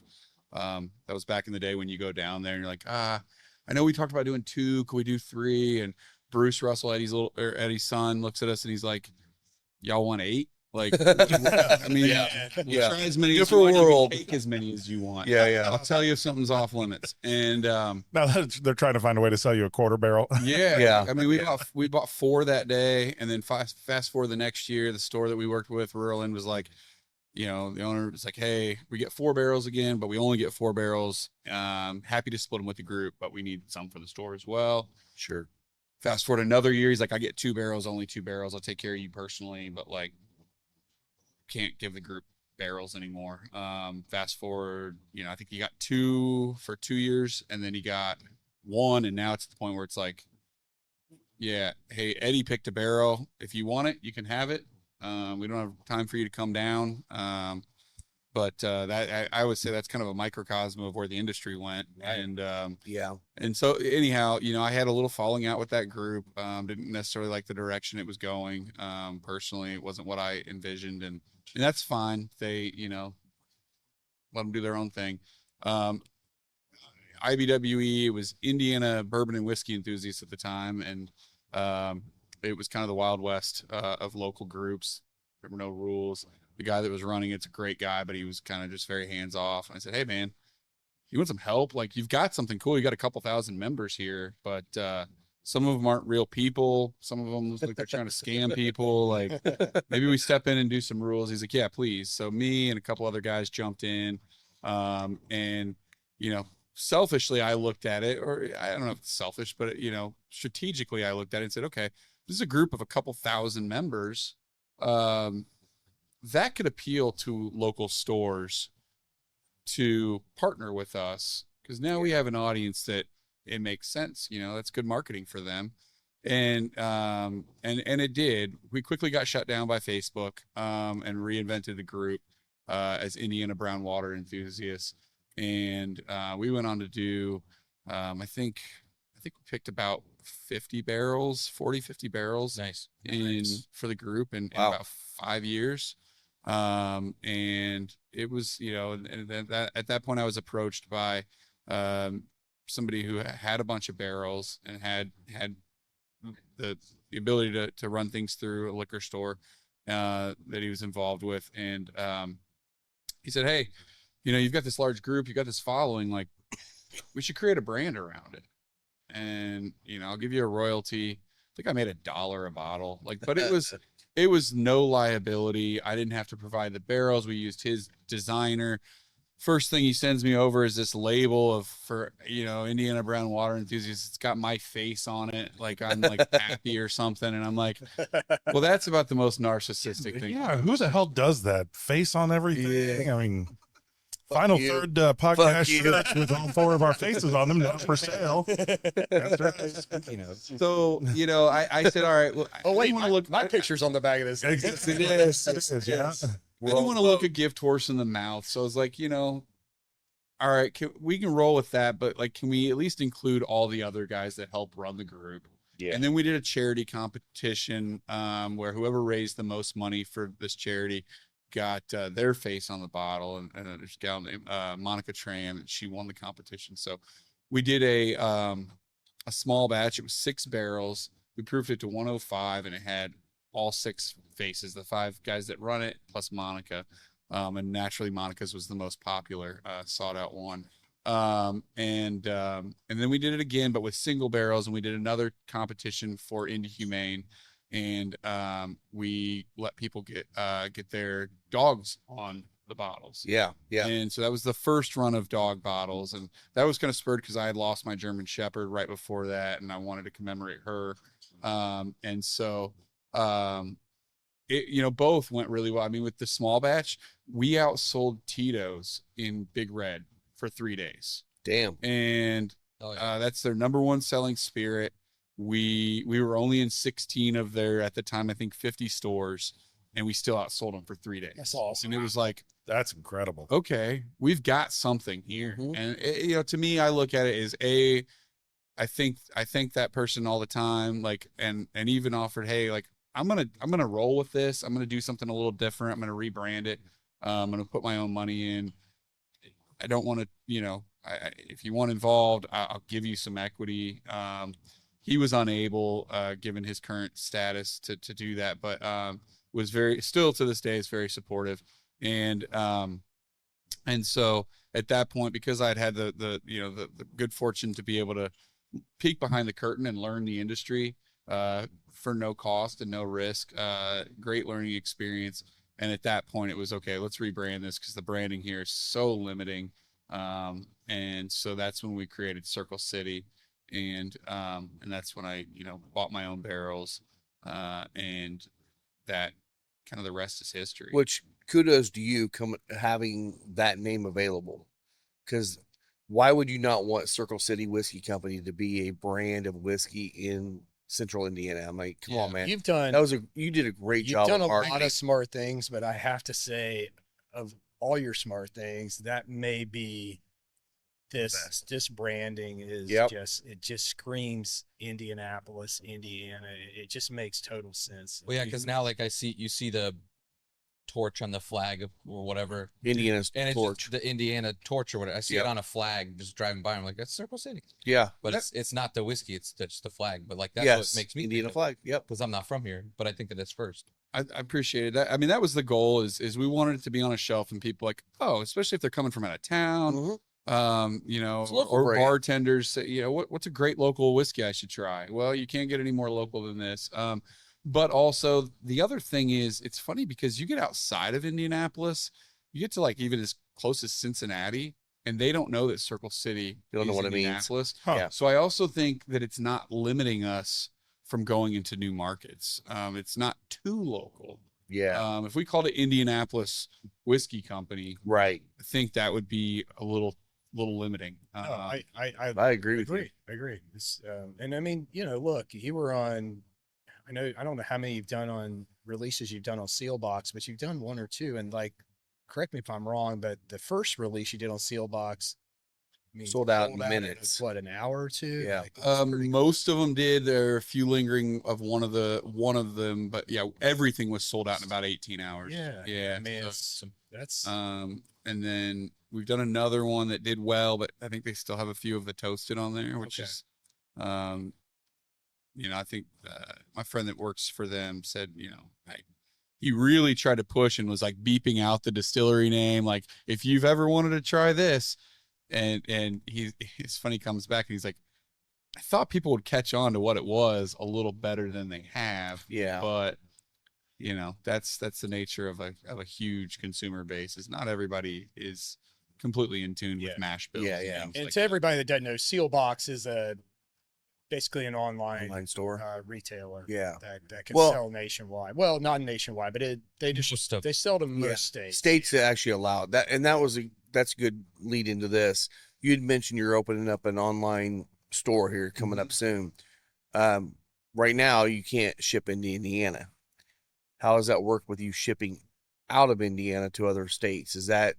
It didn't matter as long as it's a state that accepts shipping, right? Correct. It's all those are all run, all the online shops with a few exceptions, but the majority of them are run through Washington D.C. Okay. DC is very much a wild west of liquor. Like their laws are much more open. They're They Wild have West online period. retail permits. And you say you can't ship into Indiana, but they ship into Indiana. Yeah. They ship to all but 4 states. Okay. So it's, and the weird thing is we've worked with a few different online retailers, and almost all of them, there's 4 states we can't ship to, but they're not always the same 4 states. So it's really weird. But So what is that? What is the law right now? I mean, I thought they opened it up to ship to Indiana like a year ago. And then all of a sudden I go on Old Forester when they release all their shit. I'm like, oh, I'm going to get that. Yeah. Oh, I'm sorry. We don't ship to Indiana. I'm like, part of it is where they're shipping from, and I don't, frankly, you don't know to the your rules on point, that. it's what are the rules to that? I don't, to your Honestly, point, even it's the so ATC doesn't even know the convoluted. Yeah. rules. It's Yeah. so convoluted, nobody really knows, and I think that's where the confusion comes in, and why it's different states every time. And it's one of the hundreds of laws that are on the books that No one just knows. don't get prosecuted Yeah, and then because they don't even know. I mean, that's With like what you. Commonwealth, it's they're like- the same way. They went through DC. There's Like Prof Seraph owns West DuPont Wines. there's They went through him. So it's Yeah, there's West. also so much disparity between, and one of the things we're pushing for our state distillers guild is creating a little more parity when it comes to what wineries versus breweries versus distilleries are able to do. Yeah. Wineries can ship, Yeah. even if it's just anywhere. we're even Anything. saying, even if it's just in state, even if you just allow us to ship directly from us to in-state customers, that I get people all the time like, hey, where can I get, where I'm up in Northwest Indiana. I don't know where a local store is. If I could just give them a link and they could just order directly from us. easily. Yeah. Yeah. That's gone now, isn't it? Yeah. Yeah. it got so- bought. Yeah. It got Yeah, bought. they were Uber shipping Eats, killed. I think, bought it. Yeah. Yeah. And that's the thing is like these companies that deliver. I mean, we get packages of tobacco from UPS. Guess what? We have to sign because it has to go to a 21 and over person. Yeah. They all know how to do this. It should not be a problem. Right. Correct. And then Well- there's things, I mean, again, I'm probably going to get myself in trouble with legislators, and that's fine. I don't want to target on my back. I know they mean well. We only have 14 of them to listen to us, Okay. legislators. Hopefully, No, I'm kidding. I'm kidding. Hopefully, it's the friendly ones. They are. So they want to. Farmers markets are a big thing right now. Yep. They have their own set of rules. If it is a registered farmers market, we are not allowed to hand out samples. None of us are. Distilleries, wineries, breweries, none of us.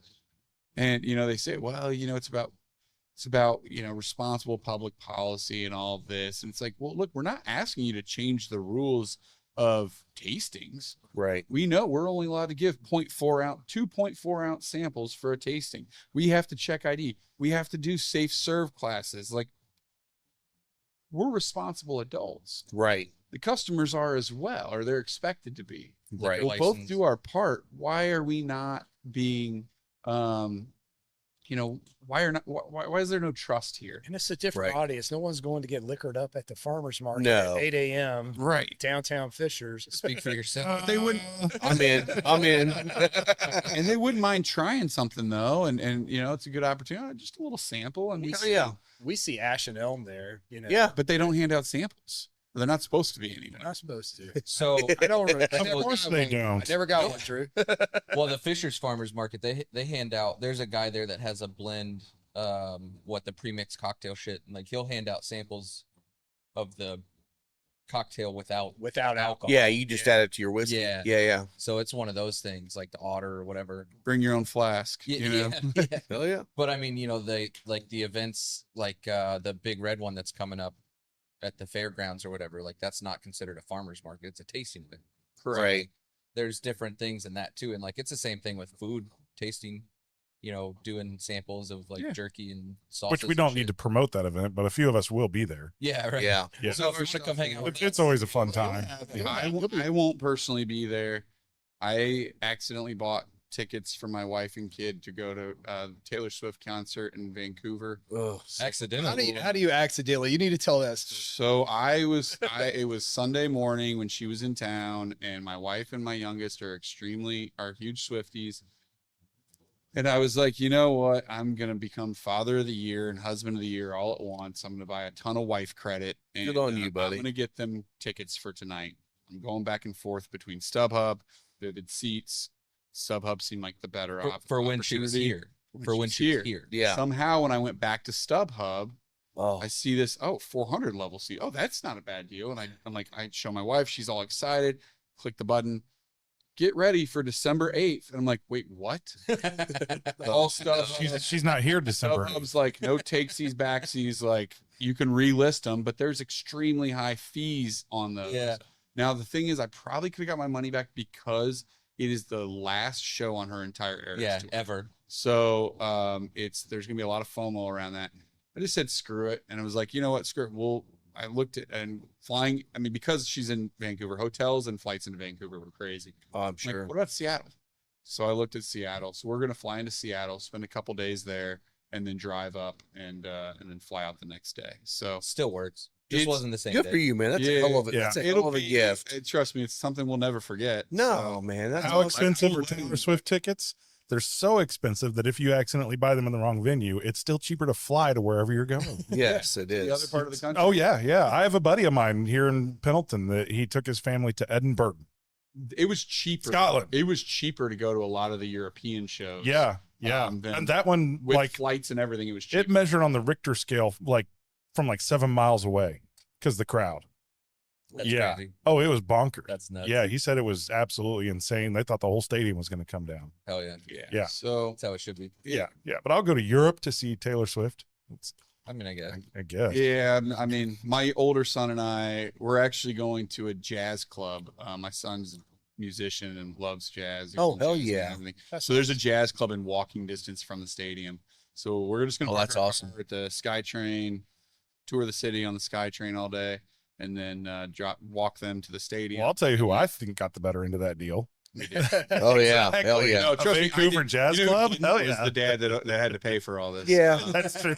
Well, that's cool too. I mean, the two girls are going to enjoy what they love. You're going to Right. enjoy what you love, and your The son. second one's not a girl, but Oh, I'm sorry. I'm sorry. That's fine. No, it's No, no, no. I mean, It's true, but it's already my youngest. It's my youngest son. And oh, I thought your wife and no, daughter. my youngest daughter. son also. He My just- bad, my bad. No, trust me, I'm not offended. I joke like at 13, he just turned 13. At 13, he still thinks that if he likes the things the girls like, it's gonna get him in. I'm like, you're gonna get friend zoned, bro. That's not how that works, brother. He's got to learn, right? Yeah. He will. Yeah. He will. So my glass is empty again. All right. And maybe now's a good time to do a special presentation while we're getting the glasses filled. Let's do it. Let's do it. Hey Lisa, Hey, can Lisa. we get you over here? Hey, Lisa. Can we get you? And yesterday we had a drawing. Yes, we did. The most of the month of November. Pretty much the beginning, entire month yeah, of November. So at the Yes. beginning of November, there was the Aladino cigar event, and had Aladino on special for the entire month. And as part of that, if you bought 5 cigars or more, then you got entered into a drawing, and we drew yesterday. And Josh, you want to join us over here on the couch for a minute? You can come over here, and then we can You can leave it there. It's in the camera. It's in the view. It's in Yep. another view. Yeah, yeah. Yep. So just come over here and sit. Yep. And we'll have that. And Scott can move his mic over so you Yep. guys can Yep. talk. If Drew, you want to move yours over there to Josh? I don't know if it'll get all the way A over little there, bit. but It'll lean- get close lean in, enough. He can lean get in. So this is Josh Prine. Josh, you've been on the show with us before because we camp out at the 500 together, and we've done some live stuff from Some people not even get Nashville. married Yeah, Nashville. at Oh yeah, 500. Some- So. Josh got married at the Indianapolis Motor Speedway at Yes. Lot 6. Congratulations on that marriage. Yes, sir. Awesome. Yep. Yeah, we And- had a great time there And- and everything. A lot of great people. Yeah. You know, kudos to Mike for doing all the pictures and the videos that he did for the wedding. I Yep, think our we producer, really Mike enjoyed it. Both are Very That's awesome. unexpected. both are visuals. Yep, always killing it. So last night we finalized, because today's December 1st when we're recording this, we finalized the Aladino event. So what we were doing is you buy Aladino cigars, you get chances to win a humidor setup. You're getting a humidor, you're getting some swag from Aladino, glass, some cigars, and all that stuff. About a $400 value. And last night we drew the pit ticket, and Josh won the prize. So Lisa, Gonna you want? Present this. I mean, I know it's like I don't know really how you weird. do it. Yep, yep. You can leave it there. Give him a hat and a glass, and he can. There you go. He can have a pour of You this. get the glass, but there's a You can have your first pour from a Circle City. yeah, Circle City. This is a special pick right here. yeah. So this is an 80 count Toro humidor from Claro, and they actually made these up with the Aladino logo on them. Really great price, and you were just talking before we started that yesterday I think it was, you were like, I need to get a humidor, and then last night we draw the ticket and you win the humidor, so you don't have to buy a humidor now. Yeah, exactly. You also got the Aladino Oh, that's really nice. Oh, great. and a lighter. And then the 4-pack of cigars. All right. Yeah, and those cigars were actually rolled back more than likely. I mean, they won't confirm anything because they're classified, but it's a blend that was created more than likely by Christian Aroa and Julio back when they still owned Camacho. So we're talking probably 10, 15 years ago, and they've been sitting in the warehouse. I don't think they had enough product to actually sell a What's that, complete Lomas? line. Yeah. So they actually have them for events only. So there's some cigars there too. Oh, great. So congratulations, buddy. Congrats. Yeah. Congrats. Gee.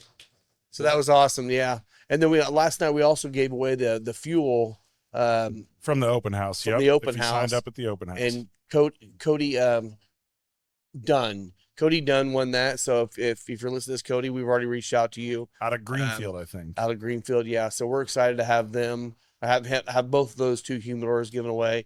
And that one humidor was the same humidor, except for it was logoed up with the Final Third logo on it. So So you congratulations could look to at our Rob's winners. face.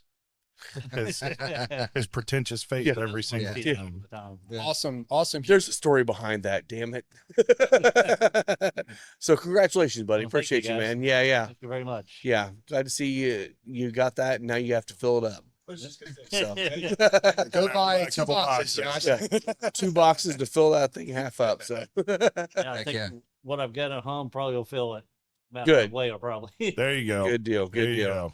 So yeah, That's awesome. congratulations, man. Appreciate you. Thank you guys. Yeah. Yeah, I love it. Thanks Well, for here- joining us. Hey, Yeah, thank you're welcome to hang out with us here, but All right. yeah, please sit and join us, and we'll But just Drew's going to take the Yeah, we'll- microphone back Drew will because he's take the got mic more to back talk and- about. Yeah. so So we you got can some more going here. share, drink with us, have a Oh, smoke. Grab your Yeah, cigar. grab your cigar. Okay, so we got the rural in pick here. Is that what we're drinking next? One of the Which- rural in pick. which- One of One of they them. did Yeah. 2. Okay. Rural's been a real in. Is that what you have there? Yes, that's, Sorry if that's this is this one against right the here. rules, but I always got to give them a shout out. They've done 11 barrels from us. We love those Shout guys. out, They're guys. great. We love Ray. Ray's a great guy. A handful of other things they've brought in. They've been a great partner for us. And for those that don't know, I mean, Ray's been doing the whole whiskey and bourbon thing since before it was cool. doing barrel picks before it was a thing, really, and Oh, yeah. so they've got quite the cult following nationally. They've got a national awareness, and to do what they've done where they do it, Yeah. is a testament to what they're Absolutely. offering, and so Yeah. That's what we call a rough neck of the woods there. Well, and yeah, we don't. I always tell people if you're coming in town and you're a bourbon guy, go there during daylight hours. yes, And then I say that about 3 more times during Yeah. daylight hours. What is it? Just north of 10th Street on Rural? rural. Yeah. Yeah. The nice thing Rural about it is, Michigan, though, yeah. you can, I mean, you're 5 minutes away from the garage and some areas that have great food. Mm-hmm. There's a lot of great stuff in there. So you're not that far away from safety.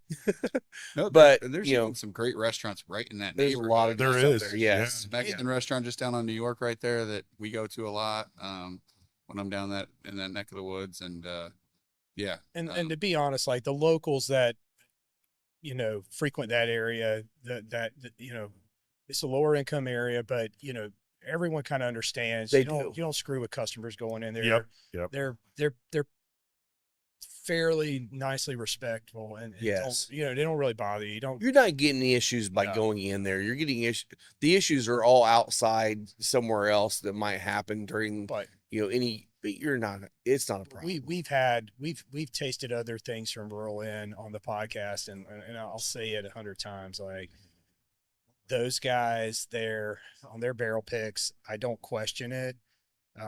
Although they have all their barrel picks open for you to taste in the store, which is great. I trust those guys' palates. You Yeah. know what you're going to get from them is solid, and you don't have to worry. And they don't miss on picks usually. I mean, No. I Yeah. haven't had one I didn't like. So They had a couple Peerless a year or two ago that were yeah, Very good. spectacular. Yeah. Those were from like 5 years ago. Actually. Were they? Yeah. So those were the first Peerless Ryes to come into Indiana. He bought 3 barrels, and they were only 2 years old, but man, they drank. I mean, that was one of my first introductions to sweet mash. And Yeah. that's if we do distill whiskey, it will be sweet mash. It That's is, cool. yeah, it's, and I've learned so much from Ray. He's been good to me as both a customer and now he being a customer of ours. But I mean, he's a guy who's told me forever, 80% of the barrels that I pick are for my palate. Yeah. 20% are things that I know aren't for me, but I know the other palate will like. Yeah. And his son Vince, who I also think the world of, kind of falls into that 20% oftentimes, and so that helps. Yeah. But I love that whole idea, and it just kind of speaks to what we talked about earlier, and just differing palates. And he's just got a really good feel for the market and for taking care of his customers, and just can't say enough good things. yeah. And if bourbon or whiskey's not your thing, he's done some amazing rum picks. Yes, he's he done has. some amazing tequila picks. So Yeah. I mean, you've got something for everybody from Yeah. a pick standpoint, from a single barrel selection. That's pretty cool. So, Yeah. So we've talked Big Red and their event coming up. We've obviously talked Roll In and what they do with their picks. I also want to shout out to Sobro. So I went there for the first time maybe a month and a half ago, and they kind of do some coordination with some groups and do some picks and stuff, and I don't know enough about them. But one thing that they did, if you go there and you buy anything every month, you can have your name put into a drawing, and they sell basically MSRP a lot of these difficult, either allocated or just difficult to find bottles. And I'll tell you, that's a pretty cool program. I really respect that. And they do require loyalty. You got to go in there and buy every month to get on the list. But I even got called as first time I'd gone in, and they were like, "Hey, we still got like these 8 bottles left. Do you want any of them?" And they weren't anything I was interested in, but I'm just thinking that's a lot of work. Like if you're having to make that many calls or send that many emails to get this stuff out just for right to buy, I was pretty impressed. And for those guys, like, I feel like Sobro did it right with craft beer, right? That if you wanted a good salt, like their craft beer selection is great. Yeah. If you want to find something West Coast that you can't find, I mean, a small West Coast place, you're probably going to find it there. if they don't have it, maybe they can get it for you. I mean, it's pretty cool. So Yeah, there's some liquor stores I'm not a huge fan of their locals. I'm not going to call them out, 21st Amendment, but you know they. well, are they still 21st Amendment? I don't Like, think haven't they been fractionated off? And, They've been selling off the stores left and Yeah. right. Yeah, It was a failed investment, I think, for the new owners. But yeah, Sobro, and they have a couple picks of ours too. What we're drinking right now, actually, they have a barrel from the same run of barrels that they just got in, and Lou, the owner, and Jake that runs their bourbon program, their whiskey program, are great guys, and we've been partnering with them more and more too. And they've got one of our 12-year rye picks. They're great guys, and you know, and they're in a cool location. Being there and right there in the heart of Broad Ripple, South Broad Ripple it was underserved. You have Cons over there, and I like Man Beer and those guys too. But Yep. You know, it was an underserved liquor community, if you will. I very don't know what that unassuming means. store. It's like, yeah, it's next to yeah, a so- gas station and some sort of strip mall thing, and you're like, you got to Yeah. Google it to kind of Yep. find it. tell us about this barrel, Drew. Yes, That- please. So this is a rural in pick. So it is 75% corn, 13% rye, 12% malted barley from another heritage distillery that we've already talked a little bit about earlier, where I did some of my early picks with groups. Yeah. Again, undisclosed, because I don't have an NDA with any of these folks. Yeah. I could say it, but I'll let you guys do it. But so there's no, you're not going to get me in trouble by saying it, but at the same time, I'll refrain. But pairs it's- well with Thanksgiving Day Yeah. turkey. Yes, Yeah. it's all Nice. There you go. Nice. So, but I will say, with the one that our Double Oak is from, I did talk to their chief legal counsel, and even without an NDA, you need express written consent to use people's trademarks. And they were very, very polite in saying, thank you for reaching out. We sent out a lot of cease and desist letters. People fail to reach out. And please do not use our trademark on any of your bottles. And so, we respect that. And, but yeah, this one of my favorite distilleries, kind of 1A, 1B with another one of the large heritage distilleries, but, in Kentucky, but, I love the folks at this distillery. I love the distillate. When we got these barrels in, they were the ugliest barrels I've ever bought. I saw them. You showed them to me. They looked like they were on a ship for 20 years and have been beat to hell and back. But like somehow they still held the whiskey. Yeah, and then the whiskey, I tried. We get them. I mean, literally, you didn't want to touch. You didn't want to rub up against it. Your jeans would be ruined. Like it has that that fungus that grows on rickhouses and turns it black all over these. If you've barrels, driven coating through them. Kentucky, you There was see it. like a powdery mildew on the heads, and I'm like, oh no, what did I just do? Like, and we crack them open, and You I'm- struck gold's what you did. and yeah, we open them. I'm like, oh Lord, this is like the closest thing to that dusty version that we talked about earlier. That Yeah. is just killer. And they're all low proof. They all came in between 102 and 106 proof. Which isn't what's cool these days. Right. But it is. I love this. It's so approachable. Yeah. It is, but it's still got the characteristics that you want in a. I mean, they're almost 9 years old, and they finish long.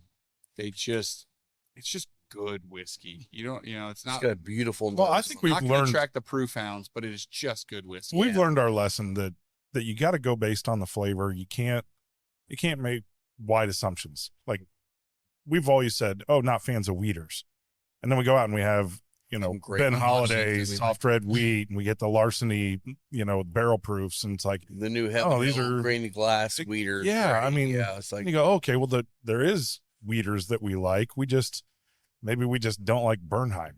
right?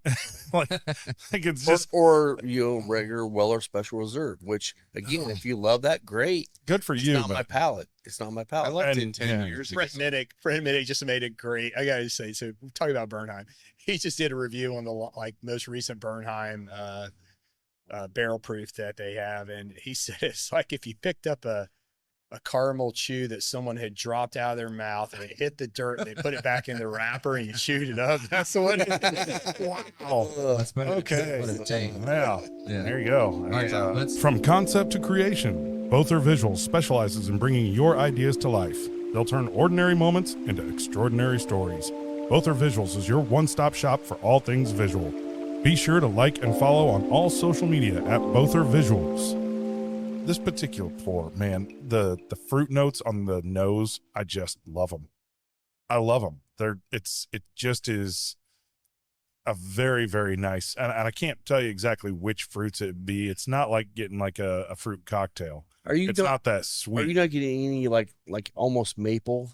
Oh yeah, yeah. And that's, I mean, this almost reminds me of again, we're degenerates here. This is a morning whiskey right I here. always pull a nice cherry note. On Yeah. Cherry note. yeah, Yeah, definitely yeah. cherry. turkey. Ever since it was said to me, I get it clear as day. But Eric, you guys obviously know Eric Jansen. Mhm. Eric was doing a tasting with a group of guys about a week or so ago, and one of them is Chad that runs the program for Rare Character. Chad and I are good friends. We've spent a lot of time sharing samples because we used to work through the same co-packer, and he messages me and he's like, "Man, this barrel is killer." You know, he's like, "It's like an orange dreamsicle in a glass." Ooh. There you go. And it is, Yep. and it's there. It's there, And, yeah. So That's the thing, is like we all got kind of different notes out of it. And that's really cool. When it's so complex, you can come up with multiple notes Yep. that don't seem like they go together, but they really do in a glass. Yeah. yeah, I just ordered more of these barrels and supposed to get them in earlier this week. And Awesome. yeah, I'm a little salty. Supposed to have them on Wednesday. They said they didn't show up. They said they showed up. The carriers are truck. You know, I worked in. They're not trucking for great a to long work with. time. They are not fun. Nope. No.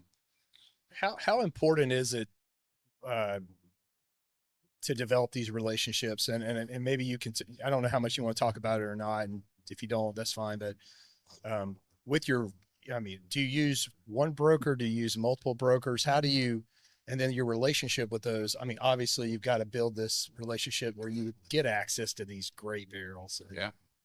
I work with multiple brokers. It's funny because going back to the story I told earlier of how it all started, I knew one broker. And the market was just so tough at the time too. I knew one broker, and the oldest whiskey I could get were 4-year-old barrels from MGP, and they were pricey, especially by today's standards. Now I work with probably 5 different brokers, and I get menus of barrels. And to your point, I mean, the cool thing is, like, there's a couple smaller ones that kind of specialize in smaller lots of well-aged stuff. And I've had some really good long conversations with the guys. They get to know that you're a whiskey guy. You're not, you're not just somebody looking to buy 1,000 barrels of something.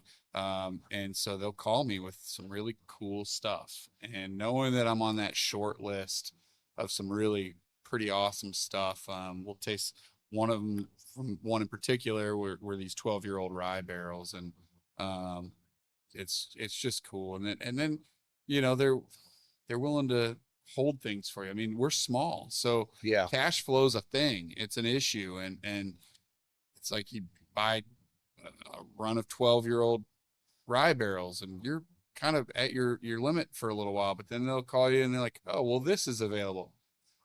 Okay, let me figure out where I'm gonna find some cash. And the cool thing is, those guys then they'll be like, "Well, I got some ways I can get creative to kind of lock these up for you for a week or two. Like, Yeah. if you can come up with it within Yeah.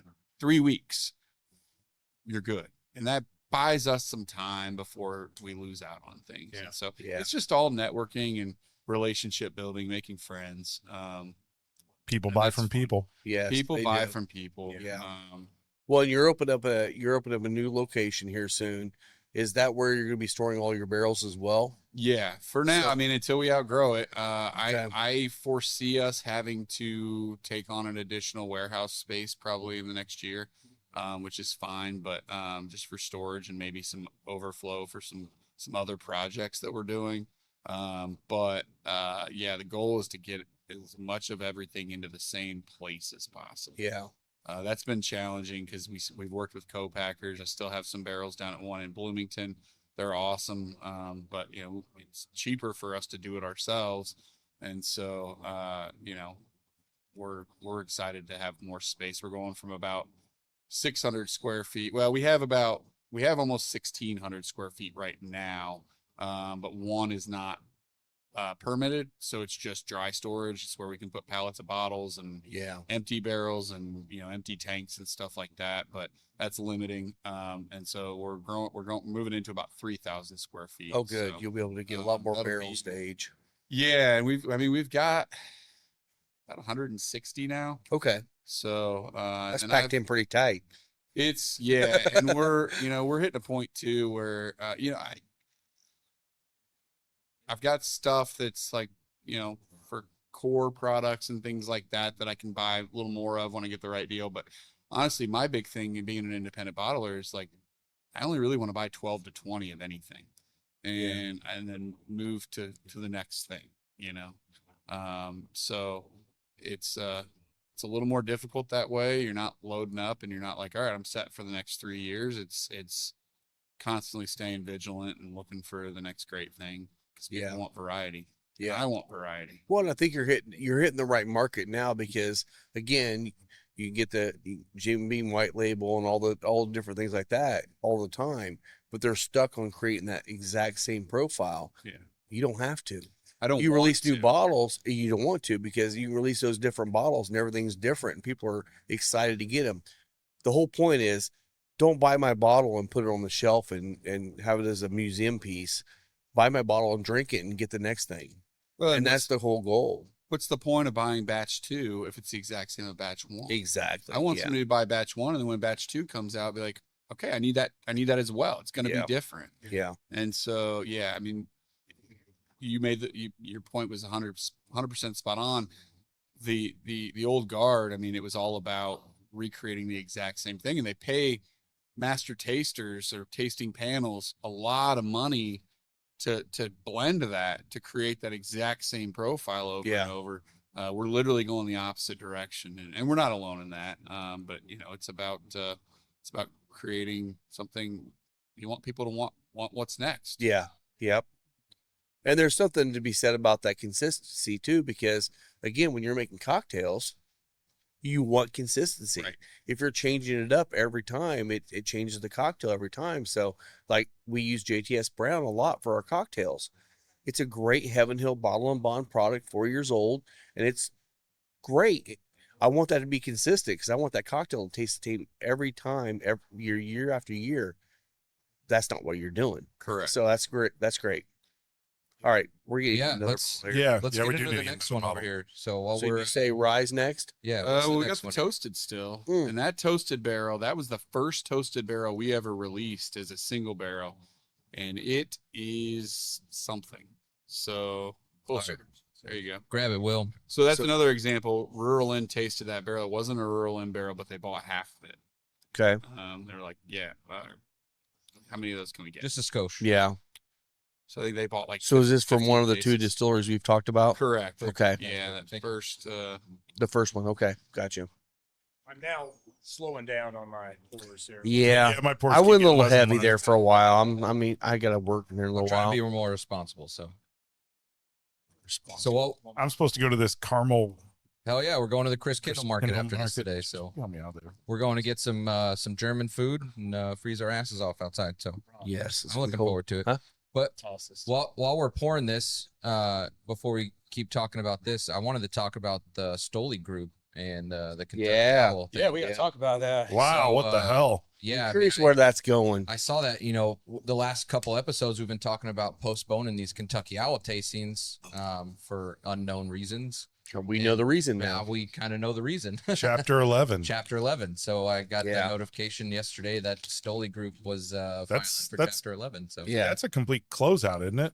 Chapter 11, you're not. 11's the bailout. Okay, They, 11's the bailout, okay. They're restructuring assets, so I don't know if if the brand will go away completely. But I'll be the first to say I don't mind. I don't mind taking pot shots at companies like that.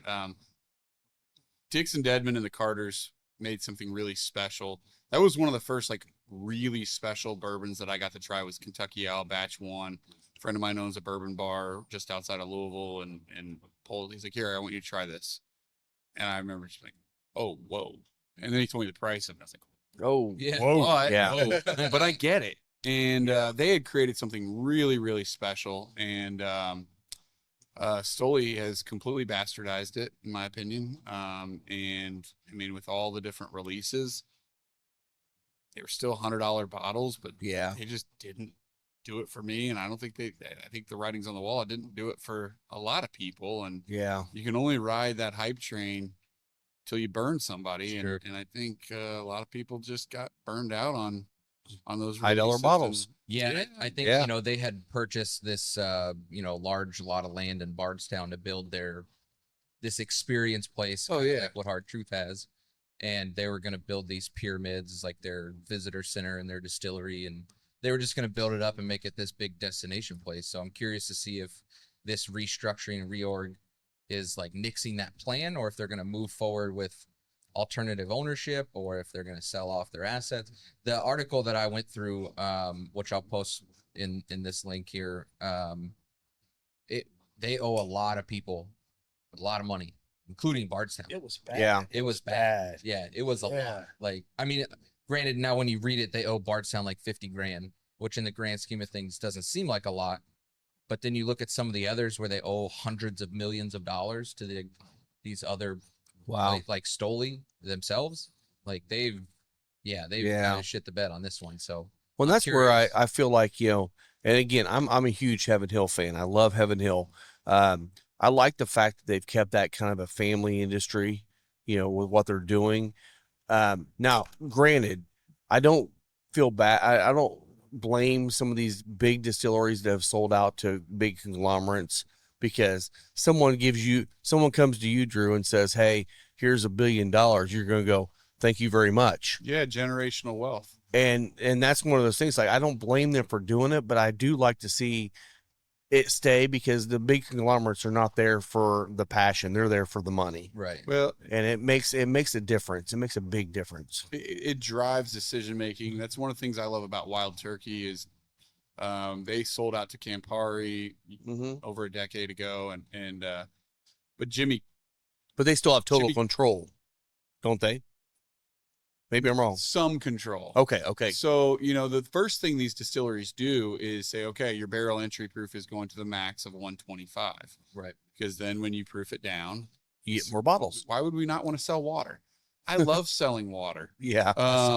And so, that's what they do. And Jimmy put his foot down, and they originally did barrel proof, or their barrel entry was 107 proof. That's why those old dusty turkeys are at 101 are still so rich in flavor. 'Cause Yeah. It didn't take a lot of water to get them down. Right. Then they upped it. I think they're either at 114 or 115 now. That was the compromise. Yeah. That's still a good compromise compared to where the rest of the industry is at. That's why I still think 101 is a phenomenal pour for what it is. Always. Yeah. Yeah. But majority of them drive the decision making. They drive, they've driven prices up substantially over the last few, 5-6 years. Yeah. And when we talk about like right now barrel availability, you've got this intersection right now of private equity and venture capitalists got into. I mean, literally hedge funds were buying new fill contracts because it was one of the most rapidly appreciating commodities that you could possibly get into. Well, now with the market dipping after COVID, they're the first to jump. Like okay, well, when an investment's dipping, we sell, and we sell before it goes below the line. And then on top of that, companies like MGP and Bardstown, who were reaping the benefits off of that, also were telling their brand customers, okay, well, if you want new fills, you got to commit to a 250 barrel minimum. And then it became, well, you got to do that with a 3-year commitment once a year. You got to do that with a, or it's 2 new fill contracts. It just kept going up and up and up. Well, now you got brands that are overloaded on barrels, and you got investors that are dumping their investments. Yeah. So like we're seeing barrel prices just plummeting, which is awesome for us. Yeah. Yeah, you can get what we were talking about it the other day. You can find 6-year barrels now for what, like $1,800 a barrel. Like there's some cheap shit out there right now. Like There's some stuff that's and then you get so that's awesome. The reason I went into this is because you talk about these conglomerates that have driven the prices up so much. Yeah. Well, guess what they don't do well? They don't retract well. So all these big companies have increased their pricing substantially with no ability to pivot. And big corporations aren't wanting to do that anyway. And so now for the first time ever, small little guys like myself can compete.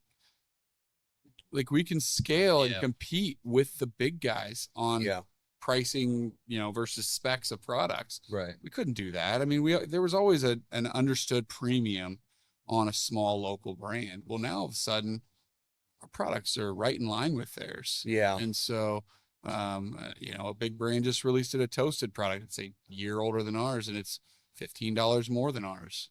That's right in line. Yeah. And so, I get people all the time. They're like, "Are you nervous? Are you nervous?" I'm like, "No, it's better than it's ever been for us." Yeah. We're actually in a great spot. Yeah. So, it's just interesting to see there's complexity to it that I don't think a lot of people get to see behind the curtain, but, I'm the first person to usually share it and say, "No, this is great." Yeah. Yeah. It's hitting the big 6 with, someone said they're slow.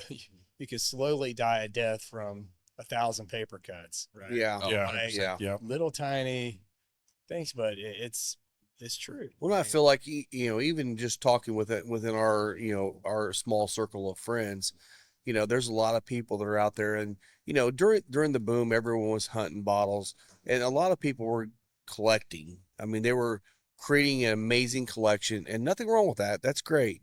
But a lot of people are selling off their collections because they're like, I just want to buy the bottles I'm drinking. Mm-hmm. It's like, I have $1,500 bottles at home that I will never drink. Why don't I sell it off to somebody that really wants that, and I'll just keep the stuff I want to drink? Oh yeah, I had a And it's buddy like- that he would buy. I mean, he would taste one and be like, "I love that," and he'd buy 5 bottles. Yeah. And he'd have 5 bottles sitting there all right in the line. It's And the evolution of a whiskey drinker. I'm like, dude, It you're, is, you're buying very much you're so. buying a liquor store. Like that's what you're doing, right? Yeah. It's and what do you think about did the secondary market and maybe a lack of understanding the secondary market cause some of this God, I hate it. price rise? Because you see some bottles, and honestly, quite a few of them, they would get released and people go crazy. I mean, we saw Heaven Hill Bottled and Bond. People were, trying to charge 3 times. Yeah. 4 weeks later, it's everywhere Yeah. at $40 a bottle, right? And they're trying to get $200 off of a bottle for a week, right before it all hits the shelf everywhere. In the Southeast right now, Weller Special Reserve. I mean, if Oh, you're they- in North Carolina or South Carolina, and you're trying to buy a bottle of anything Weller. Let's just go Weller Special Reserve, $30 bottle. Right. I mean, Should be 18. it's their $100 bottles. I mean, and Yeah, it should be at the bottom of the shelf at $18 where it was, $30 for a half gallon. That's right. Eagle Rare. I'm sorry, but Eagle Rare is a $30 bottle. Blanton's is a $50 bottle. They're just they're great. And I was thinking about that. I forget who I was talking to the other day, and I said, look, that was 10 years ago. That's just what I told people. They were like, hey, this bourbon thing, it's interesting, and I drink Woodford. If I want something I haven't had before, what should I get? And I would always say, like, you ask go get Eagle Rare. any Kentucky bartender that's worth a damn. I mean, Blanton's was their well pour. Like they would mix cocktails with it. Like it wasn't. And it's fine for mixing cocktails. I mean, look, I get it's a single barrel, but they weren't picking barrels. They had a spot that they had designated as their honey hole, in one or more rick houses. And they said, this particular area makes really good whiskey out of a single barrel. And that's all that they were doing. It wasn't magic. It wasn't people going out and picking barrels the way that they do now, right? They just said that area creates really good single barrel whiskey and we'll sell it as that. It started as picking barrels. So Elmer T. Lee created Blanton's, and he was picking honey barrels from his honey locations. Okay. For And Colonel Blanton. I mean, those early Blantons, late 80s, early 90s, Admittedly, I've not had dark a late, as night. They're just insane. You know, and to your point, you know, Rob, what you were saying about, you know, with the secondary market, with guys like selling off their stuff. Yeah. It's no different than what I was saying about these private equity and venture capitalists. Yeah. It was just investment. It Yep. was just on an individual scale. Yeah. They started to see it plummeting because people were starting to offload all their stuff. Sell. And so naturally, was it that they just wanted to keep what they wanted to drink? Partially. But was it partially also, oh crap, my investment is starting to Lose value. lose value. Now's the time to sell. Yeah. Sell it as Yeah. close to the top as I can get. Good point. It's We talked about this 5 years ago. I mean, I would tell people all the time, it's like, this market's going to get flooded at some point. Mm. It's going to happen. And there's going to be a lot of really great whiskey at really reasonable prices. And, you know, it's exciting to see that maybe now we're on the cusp of that. When I start hearing people that I know that have been searching and going to liquor stores every day, you know, searching for bottles, and now they're saying, well, I'm not buying anymore. Think the Yeah. secondary. I mean, I follow the secondary market. Things aren't moving right now. Yeah. There's they're not. Which means prices are going to drop Yeah, they are. because people will Yeah. get into financial positions where they're going to look at it and go, oh Yeah, man, recoup I my- lost my job. I've been Yeah. waiting 6 This months is to the- find another This is one. the peak for secondary. Like right now until Christmas is when people are going to buy the higher end because you've got all the releases coming out. So people are going to, if people are going to buy, they're going to buy the higher end stuff now. And it's Yeah. just- a lot of it's not moving. Look, you should be able to go into a nice steakhouse and get a BTAC pour. You should. Should. That's something that should exist, right? And I mean, yeah, you can, but you know, most Yeah. of them. So like, well, they're going to charge you an arm and a leg, but it should be expensive because you're, first of all, you're paying a premium because you're at a nice steakhouse. Right. But I mean, you walk into But look to at St. Orange Elmo's and they're like, they have it for a month and then it's gone, right? Yeah. And you're like, oh well, really would have liked to have tried that George T. Stagger. Got a special occasion in March. Sorry, it's But March. twice. You're not getting it. on two of our trips, Chattanooga, one of them, Orange Beach, the second one. What do we get at? I don't remember the restaurant. We got oysters right after our two. Yeah, Some oyster bar right across from Chattanooga Whiskey. I think it was Rip. Tavern. I think we got Rip 10. We got Rip 10 Yeah, at a reasonable pour, yeah, it's It's like $23 or something. $24. Yep. and then we go to Orange Beach. And our first night of dinner there, where we devoured that seafood tower when he took my Lorax picture. That was awesome. Um, That seafood tower is amazing. I mean, they had all the BTAC line. They had Blanton's Gold. They had, you know, all the fits. They had so much shit. Like, you know, you go places and it's And reasonable, by the they, way. they have the list and it's got the asterisk on it. It's allocated. Their whole list was asterisks. So I was like, there's no way that They they're have gonna all have these. any of this shit. Yeah. I got a single barrel Taylor pour for $22. I was like, that's great. Like, that's perfect. It's awesome. And then I realized that they had everything else at what their cost was. And I was like, this is amazing. So like you go to the southern states and like they have It's a this shit unicorn. readily available. Yeah. And like Yeah. you can't get that here anymore. The No. problem is, you know, well, so you guys got me thinking about like 12 different things here, but so partially that's a unicorn. Oh, for and sure. The thing that I love and hate all at the same time, very much a double-edged sword, is all these Facebook groups. Guys will post this stuff, Yeah. and you're like, I mean, that's really cool that you're sharing the wealth, like, but then it's gone.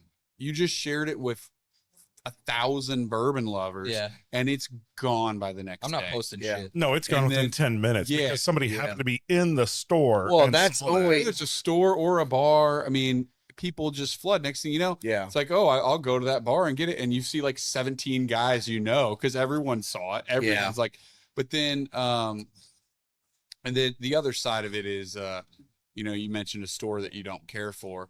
And they were one of the, like, they used to be extremely reasonable. Yeah. They used to put stuff on the shelf. retail, it was great. If you know, you got to know, and then it became you got to know the guy. They at least were holding it back, and that's fine. I have no problem with stores When they saying started things putting it in for- secondary prices, that's when I said That's- I won't even buy a bag of ice from. and these that's the guys. thing. Those guys, you know, and what they fail to mention, and they were doing it over secondary on a Yeah. lot, and it's like, well, yeah, I know you go down to Kentucky and you see this in Louisville stores, and you think, well, why can't I do that? And sure, you can, but we don't have bourbon tourism. It's the Right. tourism. They thrive on bourbon. When you're down there as a tourist, and some people know, some people don't. I mean, you hear guys that buy Blanton's for $300 a bottle. Yeah. People, you know, we all know, we all have friends that are like, Oh yeah. oh, Blanton's, that's a $300 bottle. I'm like, no, it's not. It's a $100 bottle. It's I got 6 of them. They're yours. Yeah, exactly. Yeah. It's a $100 bottle at secondary, but you're not on these groups. I understand. And you've been down to the stores, or you got on the internet and saw on Wine Searcher that it was, you know, going some retail stores selling it for $2.99 a bottle. But you know, and that's what the, you know, that tourism market down there thrives on, is the guy that's not on these secondary markets, Right. that is down there on vacation and never gets access to these things, and they're willing to pay an exorbitant amount of money for it. Yeah. And unfortunately, these stores that are 2.5 hours north think, well, we're missing out. We need to do that too. And it's like, no, but you're missing an element that we don't have here. But unfortunately, like the one of that Yes. chain by me is in an affluent area. And, you know, you've got some very wealthy people around there who We'll pay for they it. sell it, it gets sold, you know. And by the way, I don't have a problem with them doing that, but I'm also a consumer, which means I get a choice on Right. whether I'm going to shop there. Yeah. And if Shop it with your pisses me dollars. off, then that's it. I said I'm not going to shop at your store anymore because, look, if you were selling it for double retail, I get it. Like, great, good for Why you. The wouldn't market you? is good enough to sell it at double retail. Do that. So Yeah. if you're going to sell a Pappy 23 at $1,000, that's great. That's half to a third of secondary, right? And that's okay. You're going to make a little extra money. But when you start just blasting these things out there, I have no patience to shop at your place. Take care of your customers. Yeah. I mean, if you got somebody that's coming in there and they're stocking their wine cabinet, you know, from your store, and you're able to offer them a bottle that's excellent, I'm actually okay with that. If you're holding back for specific customers, I think that's great. The people that keep your lights on every month. Every single Yeah. business. I'm Yeah. telling you, the multi-million-dollar contract business that I work in, Yeah. we do that, right? Yeah. If you're going to be investing in us and you're going to be consuming our product, we're going to give you a better discount on your overall contract because of that. Right. So it's one of those things, you take care of those people. Again, people buy from people, but yeah, I just think this whole secondary market is, if it just completely collapses and people are just stuck with stuff, I mean, I'll feel bad for you because Yeah. you know, but then again, you buy some shitty did. stocks and It'll- don't check on a company, and then your investment goes to hell. Same thing. Sorry, you. that's on you. It's on you. Yeah. And I don't think it'll collapse. I think it'll wane, but then Probably a better way to put it. and then, Wayne. and then it'll wax again when Yeah. it gets too far down, and people are like, oh, if I could get George T. Stagg for $300 a bottle, I'm going to buy I'd it all day start long. buying them. Yeah. Absolutely. And then it'll creep back up, you know, and it'll find equilibrium. This is just simple supply and demand, right? Yes. Yeah. And I'm a capitalist, and to your point, Scott, I truly believe, like, I have no problem with retailers bridging the gap. Yeah. They were watching hunters and flippers, and I'm not even knocking those guys at all either. If you're going to put in that much work, maybe you should work a little harder in your day job. You'd probably do really, really well. Yeah. Or dip your foot in the water and go get in the business. Yeah. You But at know? the same time, if I'm a retail store and I'm watching these guys buy this product for $100 and sell it for $6, I should probably be selling it for at least $3. I should be getting a little bit out of it. Yeah, I'd be frustrated too if 80% of the time. And that doesn't mean that you can't take care of your guy for 100. Right. Like, Right. you know, and I know Well, it stores that doesn't have mean done you that. can't take care of your guy at 300. Right. Right. You could still do that. That's what I love about I love what Ray does in his right to buy pick. He'll basically give you two prices, right? So as a loyal customer, you spend enough money there, you'll get into a lottery to get right to buy allocated bottles. You either pay one price. He'll take his pocket knife out and literally cut the seal, Yep. and you get that price. Or you don't have to cut it, but you're gonna pay a different amount.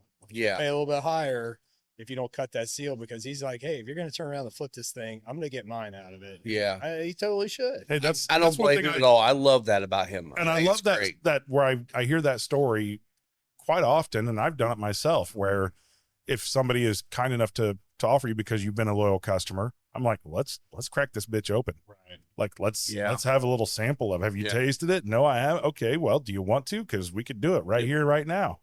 I think that's a great way to do it. I mean, it's meant to be drank, and I understand It it's is. still a commodity, so people are going to buy it and sell it, and that's fine. But man, I don't know. I kind of go back to whatever that documentary was that had the old gentleman that did the tours at Buffalo Freddie. Trace. Freddie Yeah, Johnson. yeah, and talks about Nicest, the story. warmest human being. Yeah, he talks about the story with his dad, and he pulls out what was probably a B-Tech bottle, and he pours one drink and goes to put it away. His dad's like, "What are you doing?" No, we're going to sit here and we're Meant to going be to drink this. No, it's a really expensive. I know. So let's drink some more. That's what it was Yeah. meant for. Yeah. That's what you're supposed to. That's what we do here. Yeah. Right. Yeah. That's Well, and that's like, I mean, there are a lot of people that are really good about that. I mean, like we were just talking about Dave Lakes. Dave Lakes is a good friend of all of ours. He comes up, he's like, I got a Russell's 15 bottle. I know you guys love it. You want to crack it open together? I'm like, I don't want to take your amazing bottle, but hell yeah. Yes. Yeah. yes. And we sit there and shared about a quarter of that bottle. And he's like, okay, now I got to go. Do you guys want more? You guys want more? And I was like, And yes. And I think that's what whiskey's about. Whiskey and cigars both are about creating community and doing things together and sharing with one another. And I think we lost a little bit of that during the bourbon boom. And I think you're right. I think the boom is not going away, but I think it's gonna plateau. It's kind of at a nice balancing point now where people are like, I want to enjoy this stuff. Why am I buying bottles to put on my shelf and hopefully sell down the road? Let's crack it open and share it. And I love that. I think that's what it should be.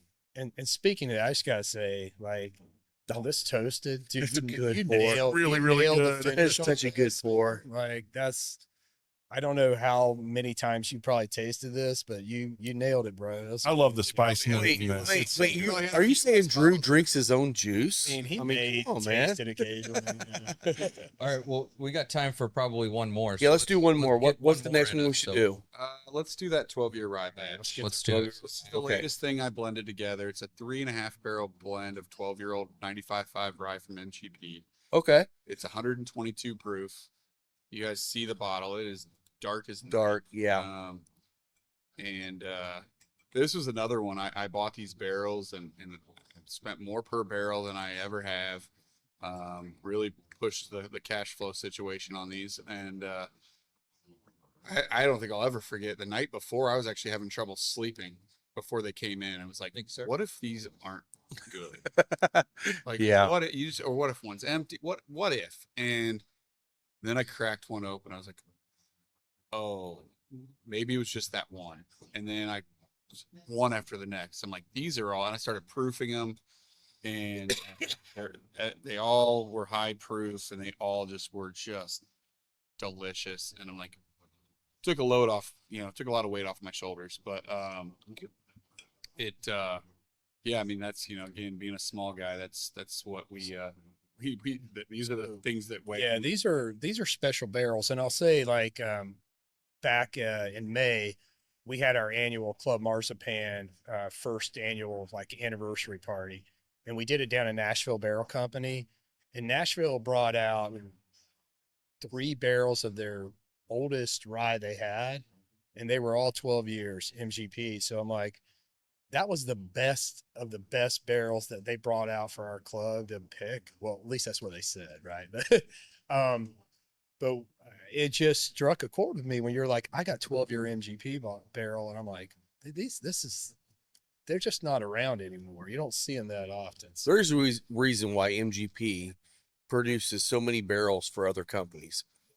They make great They whiskey. make fantastic. And whiskey. I've been doing it forever. and I'm so glad we're way beyond the point where people are going, oh, that's just another MGP product. I'm like, No, some people it's not. still do. Some people still do, but I laugh they at gotta those people. they gotta wake up. Yeah. They gotta wake up. I get it. It's availability, it's exclusivity.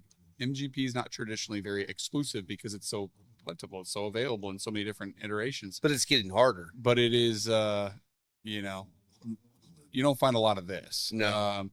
And I mean, we've got 8.5-year-old MGP bourbon barrels that are. I mean, I've got one that's 7.5 with me, I think. And I do picks, and everybody wants to try. You know, I heard you have barrels from this distillery. Have you heard you have barrels from that distillery? Yeah. And I always slide in 1 or 2 barrels of the 8.5-year-old MGP, Oh yeah. and they end up winning. Yeah. Yeah. And then the funny thing is, and again, I won't name names. Sometimes these groups are like, well, yeah, we definitely like that MGP the best, but we know what'll sell best in our group. And I'm like, I get it. But I'm the Yeah. kind of guy that, I mean, I did a Four Roses barrel for a group a few years ago, and one short barrel on the pick, and it was hands down the best barrel. Yeah. And I knew that guys in our group weren't going to be able to get it, and that sucks. Yeah. But I would lose sleep, not for a night. I'd still be like struggling if I knew I didn't bring home the best barrel. Yeah. That's what I mean, and I think that needs a little more emphasis across the board these days, is like whiskey first.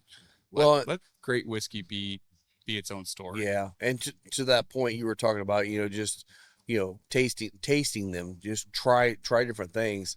I'm not going to throw Will into the bus here, but I'm going to throw Will into the bus a little bit. Easy with that bus shit. Throw me under the bus. I get it. Will's got a hell of a palate. Easy there. He is probably the best palate of all of us. I would I'd say. agree. And he come in here and did just a basic Kentucky flight. Oh yeah. And the Kentucky flight had Woodford, Four Roses, Buffalo Trace, and Heaven Hill Bottle and Bond. He picked one. I got one right. He got one right, and it I was so Four pissed at Roses. myself. Yeah. And it's like people need to do more of the blinds because Yeah. these whiskeys are great. And you're going, no, I'm not a Buffalo Trace fan. It's like, try them all together. Don't think about what you're drinking. Try them blind, and you will be really shocked at how good bourbon really is across the board. Yeah, it was. I knew I was probably going to get. I was hoping I'd get 2 right, honestly, because I don't taste a lot. These are, and to be fair, these were the regular These are the releases, flagship ones Yes. that I don't drink a ton of. So Yeah. I'm surprised you couldn't pick out Buffalo Trace. That's actually one that kind of surprises me that you didn't. Try them blind, well, man. It really Yeah. throws you off. No, How I'm sure often it do you is. drink Yeah. Buffalo Trace and Right. Yeah. Honestly. Not anymore. Yeah. Yeah. Well, and think about that flight we did down in southern Kentucky. Right. They right. did a flight for me. It was blind, and you held on to them, and there was a Jep the Creed at the end. I'm like, I hate Jep the Creed, and there was one. I'm like, that's good. He's like, yeah, that's Jep the Creed. I'm like, I did not guess that. Your palate Yeah. sucks. My palate sucks.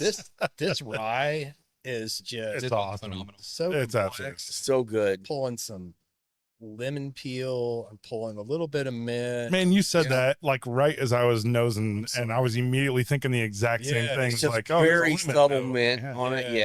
Yeah. Lemon bar. It's Yeah. great. Yeah, it's really good. I'd really like to see somebody do a documentary on the MGP story, because we all know like the Seagrams and what was it? The son took over after the dad died, and the company started kind of going south, and then they had to sell out, and MGP takes it. But I'd really love to hear like the details around how they got going way back in the day and the growth of the company. And I mean, Seagram's was, I had an old dusty Seagram's whiskey that was like from 1971, and it was awesome. Like, it was absolutely fantastic. Seagram's has been relegated as a brand name to shitty gin and wine coolers. There are, But what a background, right? What a story that would be. and there's an in between there between Seagram's and MGP, Is there? which is LDI. Oh yeah, that's Lawrenceburg right. Distillers Lawrenceburg Inc. Distiller. Yeah. And so there's actually 2 guys that I would love to see partner on and make that, because they've both kind of done their own write-ups on it. Michael Frey, who's local. Mike Frey is with Bourbon Culture. and he does a lot of reviews and everything. And he's my historian that I reached out to. I'm like, with these, I was like, okay, I got the details of which rick house and what floor they're on. What can you tell me? And I tell him the rick house, and he's like, all right, those are concrete floors, but they're also furthest away from the river of they're part of the group of rick houses that are furthest away from the river. Isn't that amazing? So you can probably expect that they're going to be high proof. Yeah. And sure enough, they came in averaging about 128 proof. And he just, I mean, he's got it. He's a historian. Yeah. And then another guy who's a little more known, I think, nationally, like on Instagram. If you've ever followed the Cumming Whiskey at Cumming Whiskey on Instagram, Love that Yeah. Yeah. Jacob Kuiper. Jake's become a really good friend of mine as well. Same deal. Most recently, they've opened up the archives to him basically and gave him access to all the grounds, and he did something very similar. And those guys, I wish they'd put their heads together and maybe work with a videographer. I was just Say, saying, you know where to find me. So And, if you want to do that, maybe you could Yeah. maybe you could be the producer as well as all the other stuff, and then produce it out on your own. And maybe they I can do it totally could within a few weeks instead of like before a January year. 5th. Yeah. Well, I feel like if you were in total control of the entire process, you could probably have something wrapped up in 6 weeks. Well, I mean, not even that. Just like if that came to fruition, like I would carve time out for that for sure. So, Yeah. Yeah, You know, yeah. I So- feel like Get in you could contact actually. with them, 'cause you seriously, could- that would be a cool I was process. gonna say It because would be. do it in conjunction with Circle City, right? Because the amount of MGP product that you've put out there. Yeah, I It'd think be us fun. and- Us and some others as well. I mean, Yeah. I think, you got to include like Smooth Ambler in that, Smoke Yeah, for sure. Wagon. Yeah, I mean, and Smoke Aaron Wagon. from Smoke Wagon That'd be is a great one to wealth keep of in there. knowledge as well. He Yeah. knows where his barrels, he knows the stories behind them, where they came from. He's very very in tune to what he's working with, and it's impressive. And so, Well, It sounds I like you think got we- access to the contacts, Mike. You Yeah. just have Yeah. to decide to invest Yeah. the time, Me too. and I think Yeah, we've try to all do it. transitioned to the next cigar, which is Oh, the yeah. 601 Green, the little Corona. oh yeah, This is the perfect pairing with this whiskey. I agree. It is It's pairing really good. so nicely Mhm. with this whiskey. That deep, rich, dark flavors from that Oscuro Habano wrapper is going really great with this dark, lovely. rich rye. Yeah. It's lovely. if we don't talk about the cigar a little bit, Jim gives us shit. Well, Yeah. this 601 Greenie is just it's amazing. yeah, it's It's delicious. a great cigar. It's a great Yeah. stick. Yeah, The other thing I'll say about the whiskey too, is I've been a single barrel guy because of my background, because I've been a barrel picking guy, forever, but over the last year or so, I've really started embracing the blending process, and it shouldn't come as a surprise, but I think, again, we talked about it earlier, blending was kind of like, now you're starting to see I don't think it's even hit the peak of its arc even close yet, but you're starting to see blending across categories, like these bourbon Yeah. rye, boo rye, if you will. Can't use that, nobody else can use that label or that Right. title except High West. But Knobs was killer though. but do what? Knob Creek, they're Yeah. bourbon rye. Those some These bourbon rye amazing blends are stuff. beautiful. Yeah. But what I love about it is, not that you can't find some amazingly complex single barrels, but it's inherent when you do a blend, you're going to add complexity to the process. Yeah. And that's the goal of it, right? Is to be able to take from this and that and make the sum of the parts better than the look at the individual Mattingly components. stuff, right? Yeah. I mean, the I'm idea not of being gonna able to speak go to that, down, But well, just the idea that somebody can go down and blend their own and learn that blends, Process. it regardless of any Well, thought process on just the idea that you can do it, We've had Ari Sussman on with Whiskey Gypsy, and right? Ari's, I mean, he's a great blend. you had Ari on here? Yeah, Yeah. Ari's a great guy. Yeah. He's so He's a wizard. He started a new concept called Mash Networks, and it is going to change the game for brands like ours. That's actually who our online shop is through. Nice. And it was a lost component to the online retail, and I won't knock any online retailer that we've worked with, but there were inherent flaws with each, with just from a process standpoint.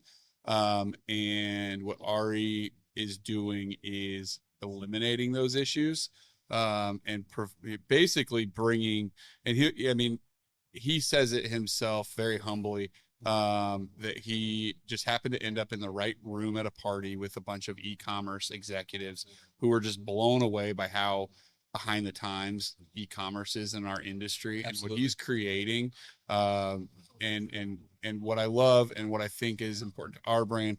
Nashville Barrel is one that I Yep. love those guys. Mike Hines has been so helpful to me. But an understanding for the industry, but also an understanding for the bourbon community. What he's putting together with Match Networks is something that is truly special, and he should be proud of, because it is a very cool concept and will benefit a lot of brands and give them better market access. And that's, better market access without the hurdles of slower delivery, fulfillment times and things like that. Those have always been the issues. Marketplaces versus your own shop, kind of competing at the checkout counter, so to speak, with other brands. He's creating something really, really cool. That's awesome. Who was it that we had on that talked about getting graduated cylinders and doing Ari. Ari. It was Ari? Okay, I thought it was You Ari. guys know Yeah. what he did most recently? No. So he partnered with a few guys, and they actually hired divers and dove into Lake Erie or Huron Yeah. and recovered barrels of lost heritage rye. Oh, wow. A rye that's, because of the corporatization of farming, this rye is gone. But they knew that literally tons of bushels were lost from this shipwreck years ago, like decades ago. Wow. From like the 30s or 40s, something like that, maybe later, but not, still a very long time ago. And they actually went down and recovered those. And this is going to be a 10-year project. Like, they're literally going to have to regrow it, because I don't think they can utilize what was in the barrels, but they can the seed is still viable. Yeah. And so, talk about just a cool concept and a cool, he's doing something really cool, and I hope it pays off for him.